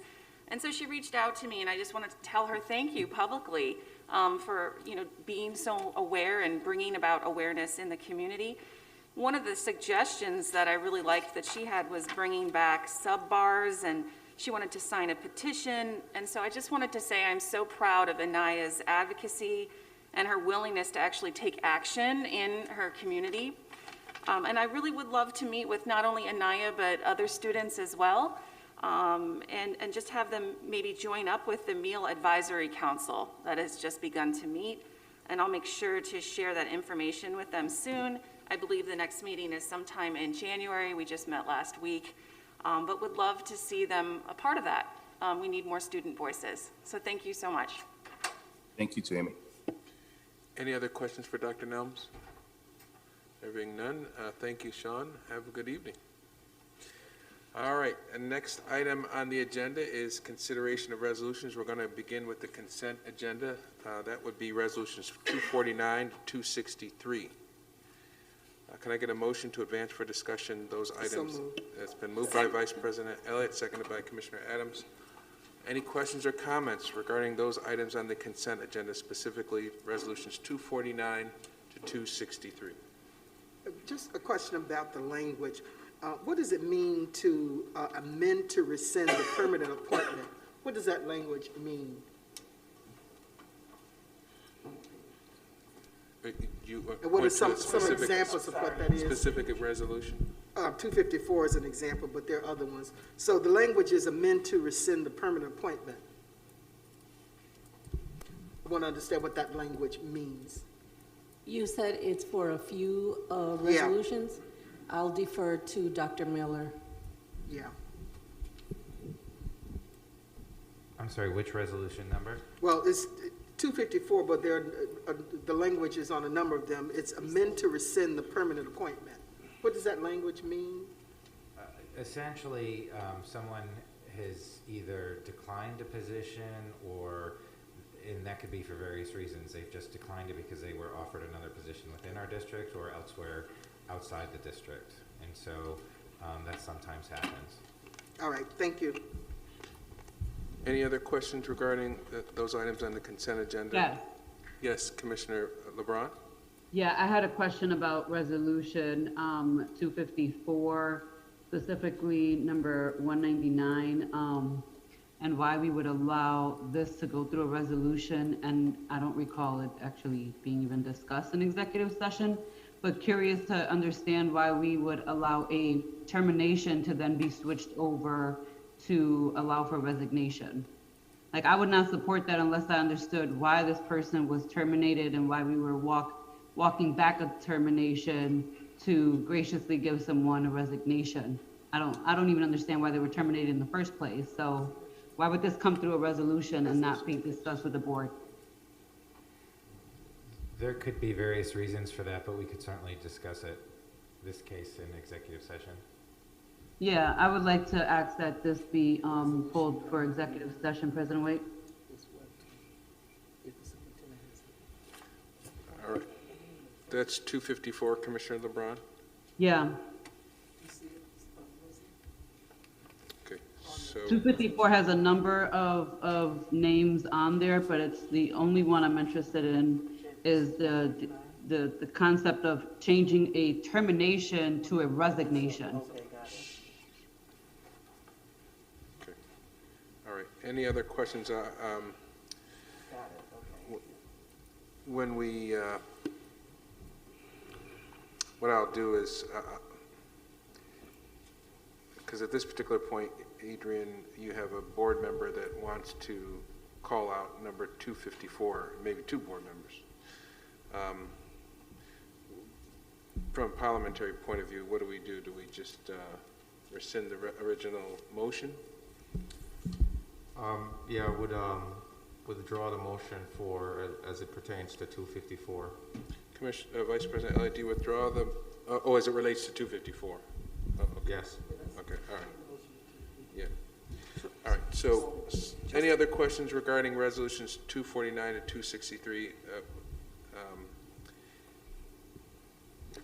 I have Adrian, does she officially have to make a motion to withdraw 254 from the consent agenda?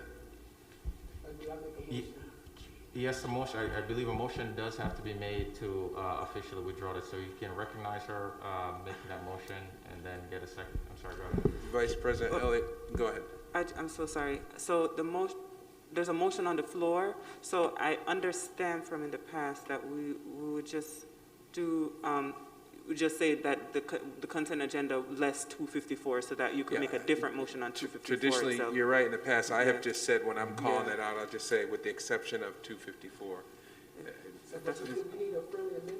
No. Could I just ask a question, though, because there's just 199, but the rest are good. So don't you want to vote on the rest? No, hold on. This is what we're gonna do.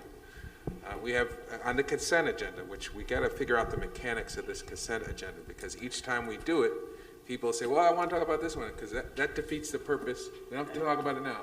But if you understand what consent agenda means, you're really not supposed to have to talk about it. But that's something we have to work out mechanically in advance of getting here. But for now, we have a motion and a second for 249 and 263. There has been a question about 254 that has to be addressed in executive session. So when I call the vote, I'm just going to say, and the record will be very clear, we're voting on everything except Resolution 254. I think the record, Adrian, is that all right? That's what I've done in the past. As Article 16 of the Robert's Rules, a small board, you don't have to stand on formality, so that is fine. Thank you very much. Okay, any other questions or comments regarding the items on the consent agenda 249 to 263 with the exception of 254?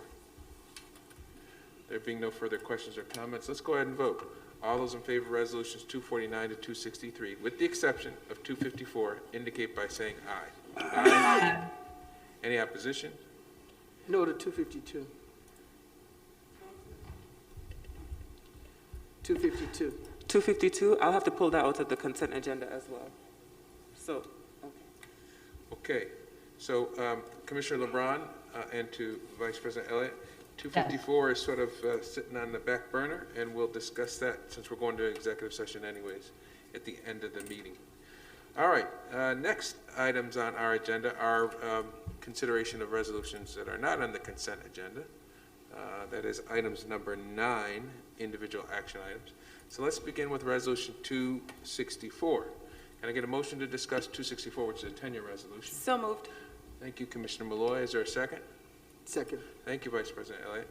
Any questions or comments regarding resolution 264? I don't see any, so let's go ahead and vote. All those in favor of resolution 264 indicate by saying aye. Aye. Aye. Any opposition? We'll just wait for the clerk to put up the digital. You're very quick at that now. All right. Tell me when we're good. Just give me a thumbs up.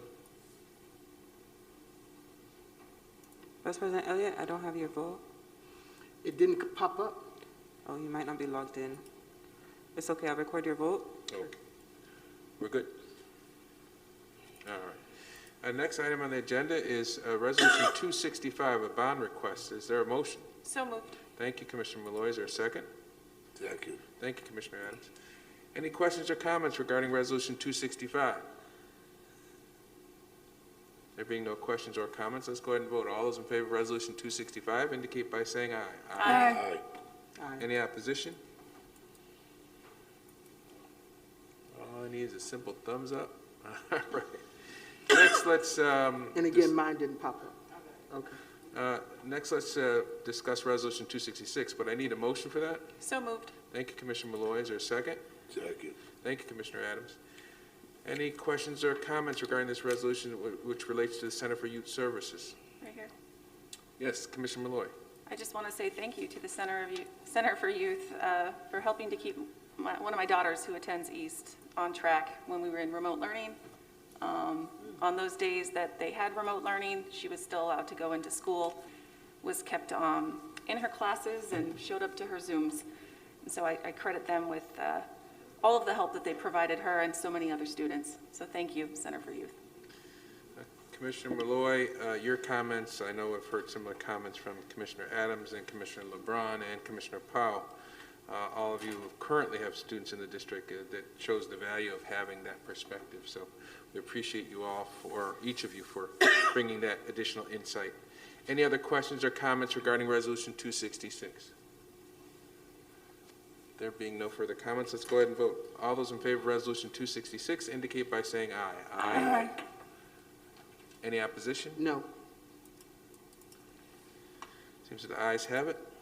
I got the, Yes, the vote is 4-1. thank you. Now, with your permission, my colleagues, I'm going to sort of lump together Resolution 267, 268, 269, 270, 271, 272, and 273, because they are all additional pay resolutions. Of course, you can object to or oppose any one of them or support them. Is there a motion to advance for discussion Resolution 267 to 273? So moved. Thank you, Commissioner Malloy. Is there a second? Second. Appreciate that, Mr. Adams. Any questions or comments regarding Resolutions 267 to 273? I'll only respond to say that I can't have you vote on them at one time, so I will record the vote offline, but you can take the vote here. Okay, Yeah. all right. Is that, does that work for you, or you don't No, mind doing it works. that way? It works for me. It's just that I'll have to go back Do it in and later? click through. So we won't see the digital? You won't see the Okay. digital pop up. So long as that works for Yeah. you, all right? It's all right. good. Okay, I didn't see any questions or comments, so let's go ahead and take a vote. All those in favor of Resolutions 267 to 273 indicate by saying aye. Aye. Aye. Any opposition? No. Make sure our clerk has had the time to record that vote. All right, I got the thumbs up. All set. All right, next for consideration by the Board of Education is Resolution 274. It's a budget amendment. Is there a motion? So moved. Thank you, Commissioner Malloy. Is there a second? Second. Thank you, Commissioner Adams. Any questions or comments regarding Resolution 274? Yes, Yes, ma'am. I just have a question about the adjustment of $960,047. Is there any impact on our programming or students? Maybe I'm just misreading it. I just need an explanation about what the ramifications of that are.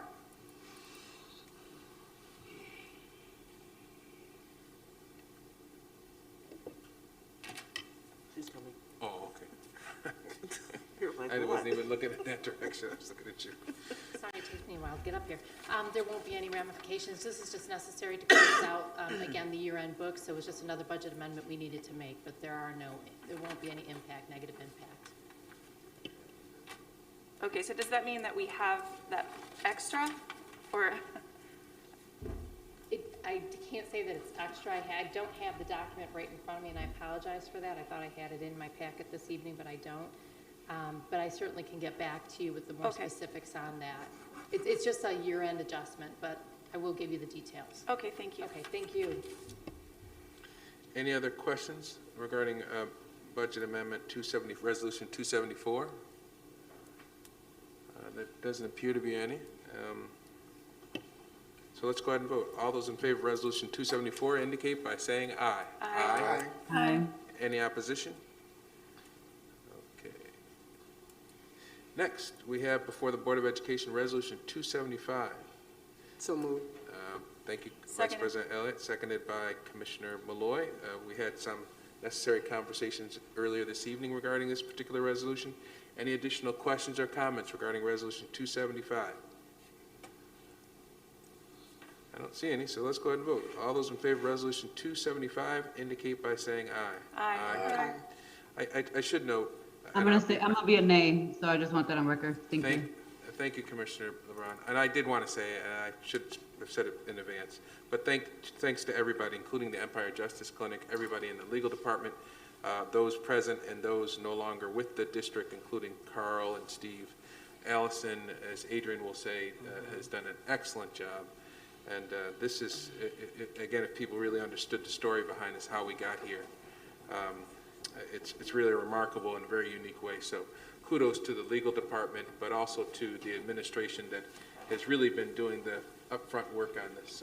And I truly believe that at the end of the day, this will finally be the part of our story where we can claim some progress and success in special education. So to everybody out there, I'd say stay tuned.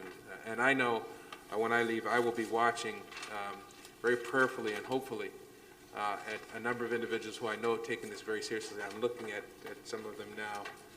And thank you for your work, and you will have the community's prayers and support in this very, very important work. Because if we can do this right, I think that this district will be an entirely different district. So thanks again to everybody for their work. Next, I have a series of resolutions. Their caption is authorized agreements, and they are 276, 277, 278, 279, 280, and 281. Unless there's some objection, I'm going to bunch them, or a former colleague of mine used to say, bundle them together, and I need a resolution to do that. So moved. Thank you, Vice President Elliott. Seconded by Commissioner Malloy. Any questions or comments regarding resolutions 276 to 281? Yes, Yeah. Mr. President. Go ahead, I'll begin with Commissioner LeBron.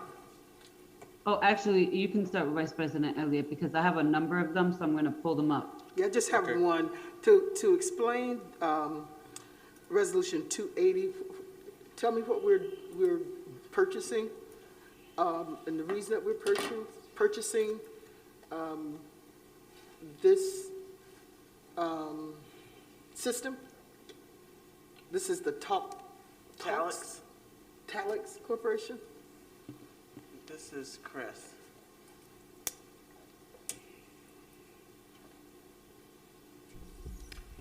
Yes. So this is actually, there's no cost to this. This is actually a service that would greatly reduce the time it takes for our staff to receive job verification. So when an employee applies for a loan, an auto loan or a mortgage, or any kind of reference, right? They have to contact us, or the bank contacts us, and they have to actually engage with someone in our office, and that takes time and it's a delay, and we get, I want to say hundreds, but I don't want to exaggerate the number. We get dozens and dozens of these each week, and they are time intensive. So what this does, it's connected, it's a subsidiary of Equifax, is that you enroll in the program, and most banks and agencies that exist pay Equifax for that service, and so it's instant.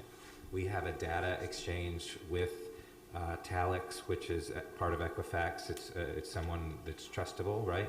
And so Chase Bank can contact them immediately and get the data instantly without having to go through us. So this is an incredible service for our staff. The Buffalo Public Schools has it, as do some other larger school districts in New York State and across the country. It does not cost us anything. So what's our role in this? How do we really engage in this? We provide data to Okay. Equifax, essentially, and what this does is it takes work off the plate of people in human capital so that we can provide better customer service in other areas and not get bogged down in this work. Any privacy issues here? We work through those with legal, and again, it's something that virtually many Fortune 500s and others use. It's trustable, and of course, Equifax is they're the people that keep track of our credit reporting. All right, thank you. Commissioner LeBron?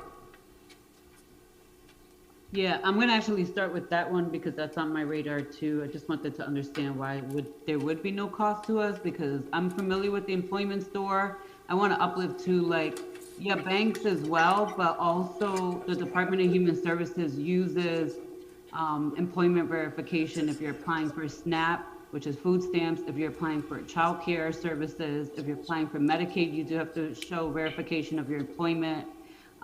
So while I can see where a bank would have the time and ability to call the employment line, DSS workers will not. And so I'm just concerned that if we have employees, especially RAP or Bente employees who are applying for services and need employment verification, that we are then still providing that for them and not sending them for the county to the employment store, because I could tell you the county's not going to call the employment store to verify for their cases. So I don't want to put clients in this repetitive loop. So I just want to understand how those cases in particular, those applying for those additional benefits and services that they may need to support their family, how that is going to be handled separately.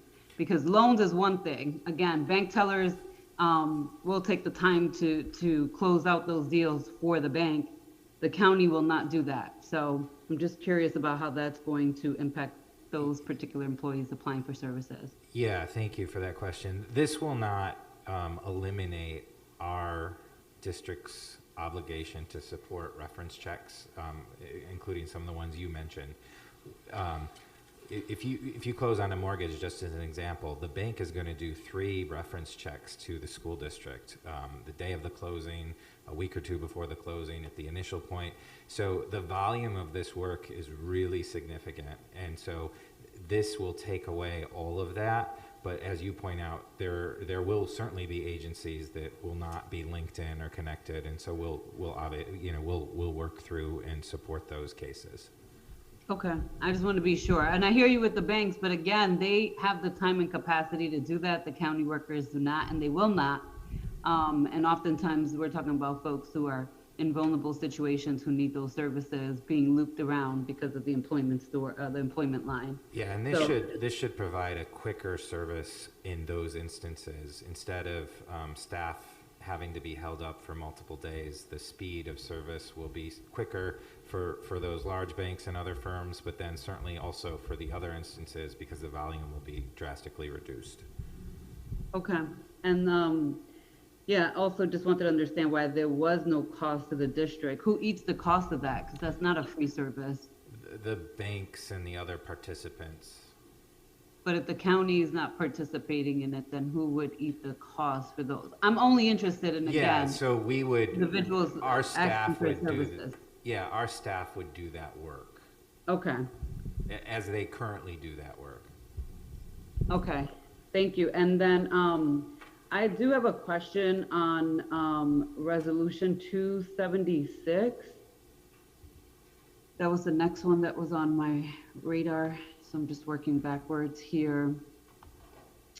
So 276 has, let's see, has a number of organizations and providers, and then other organizations and providers.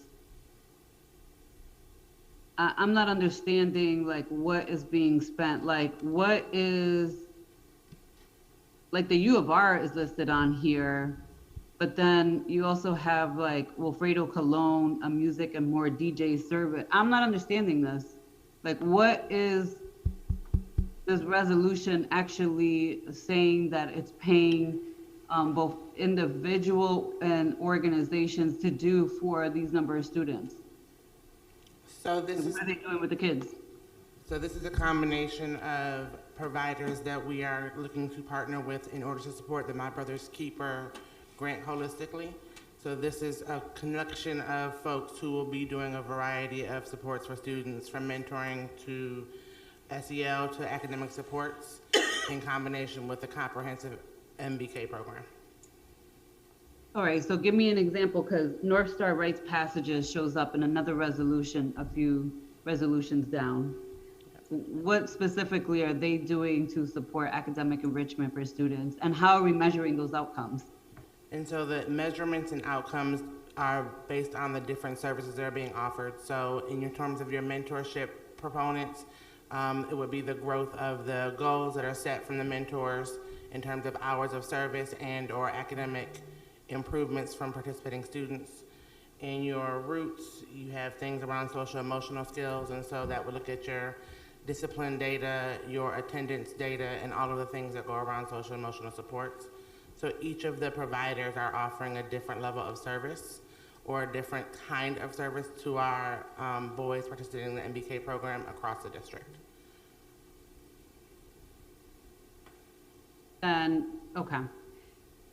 And then here's my other question. Are these the same number of students? So for example, we have, the North Star has 80, Ibero has 80. Are these the same 80 students or different students that are being served? So, and then for the top, hold on, for the top portion, it looks about roughly a little over 300 students, and we're paying a little over 300 students $500,000 for a combination of mentoring, is what you're saying, and academic enrichment. I just need to understand like how this actually rolls out with these particular students. Yes, so the number of students is by agency and agency capacity. Each agency provides a different level of services and supports, providing what we're doing with each school, each campus. And so one agency may provide mentoring and academic support, while another agency may provide social emotional learning and supports, attendance, wraparound, social work, while some might do things around career and career services. And so our intent is to provide a comprehensive set of services and supports for our boys who are participating in MBK. Each agency has its own capacity, hence the difference in numbers, and each agency will set goals against the boys that they're supporting at the campuses they're supporting. Okay, and it doesn't list any of the schools that these agencies will be at. I'm not going to be supporting this tonight, but I just want to point out that, you know, here you are again with my brother's keeper. We don't know what schools, we don't know, we're spending a lot of money on a small particular amount of students. We don't know the details. We have to ask these things, but you could just be saying that a month later, we're not going to remember that this was voted on and what the outcomes were. So I just had to point that out today, but that's all. Thank you.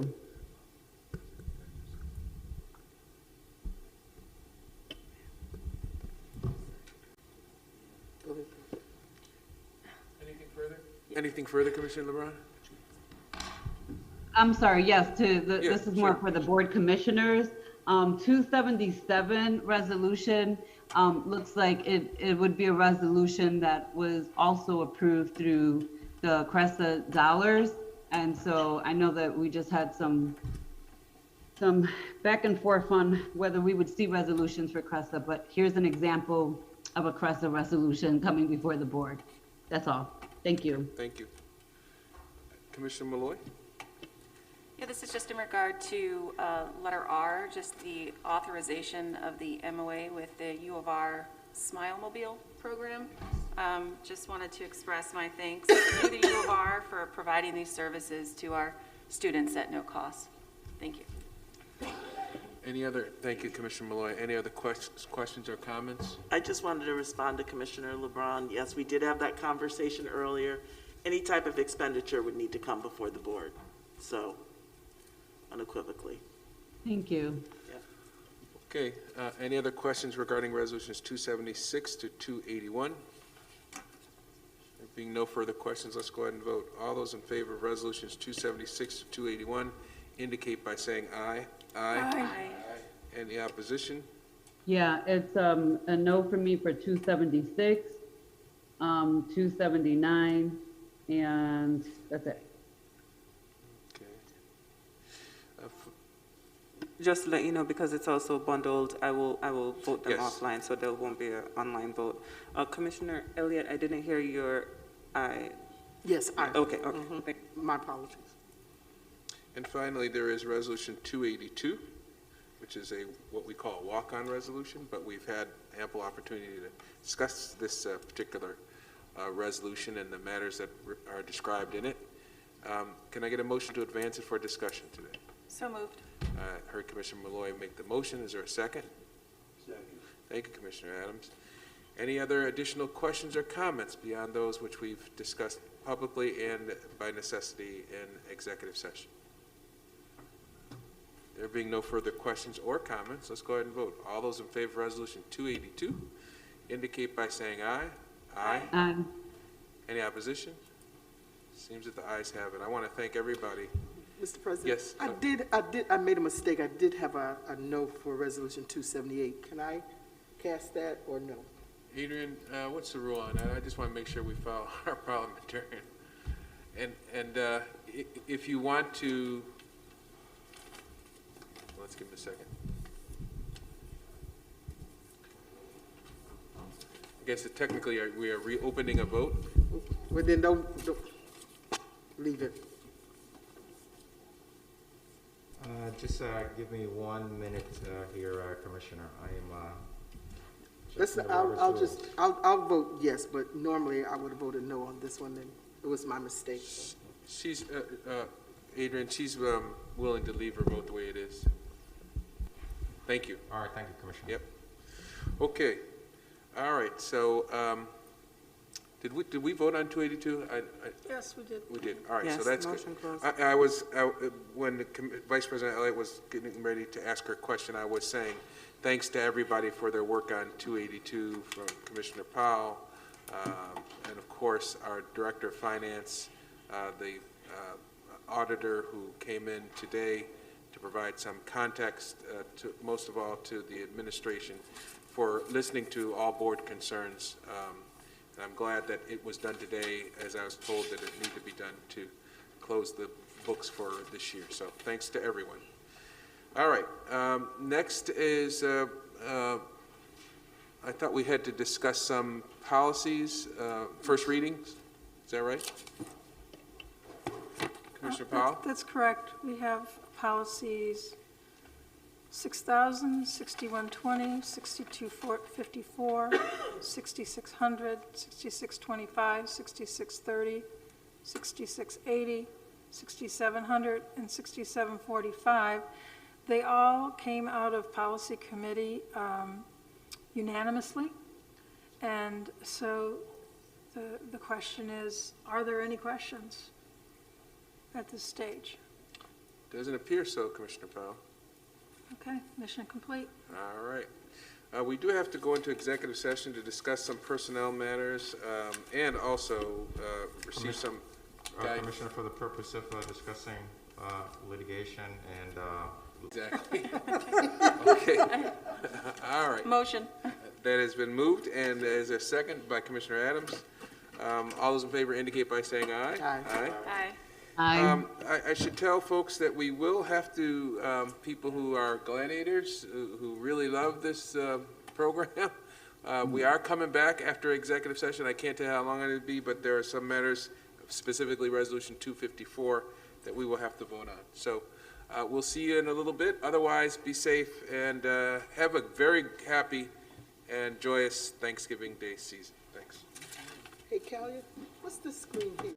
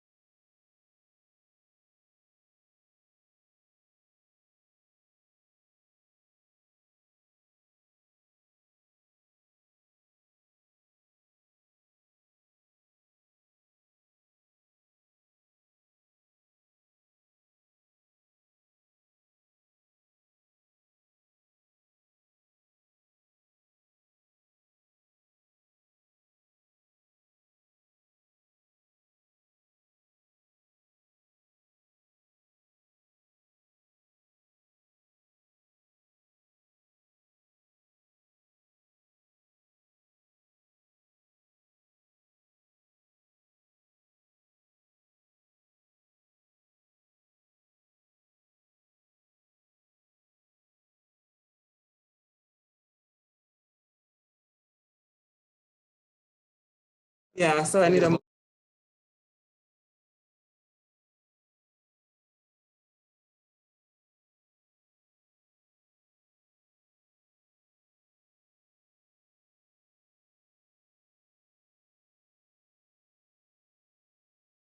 As I promised, we just have one matter to take care of, and that's resolution 254. Is there a motion? So moved.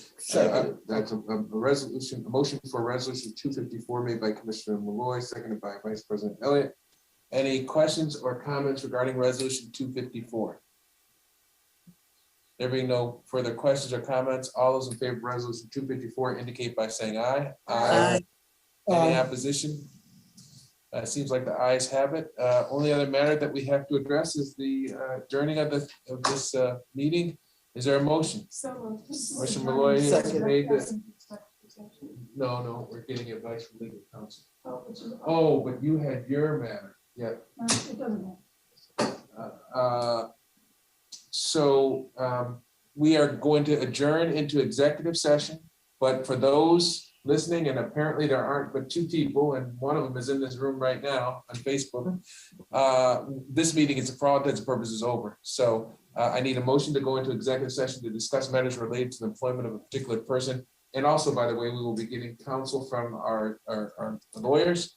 Can I get that motion? So moved. Been moved by Commissioner Malloy, seconded by Vice President Elliott. All those in favor, say aye. Aye. Any opposition? The ayes have it. Good night, everybody. Again, have a good Thanksgiving on behalf of the Board of Education.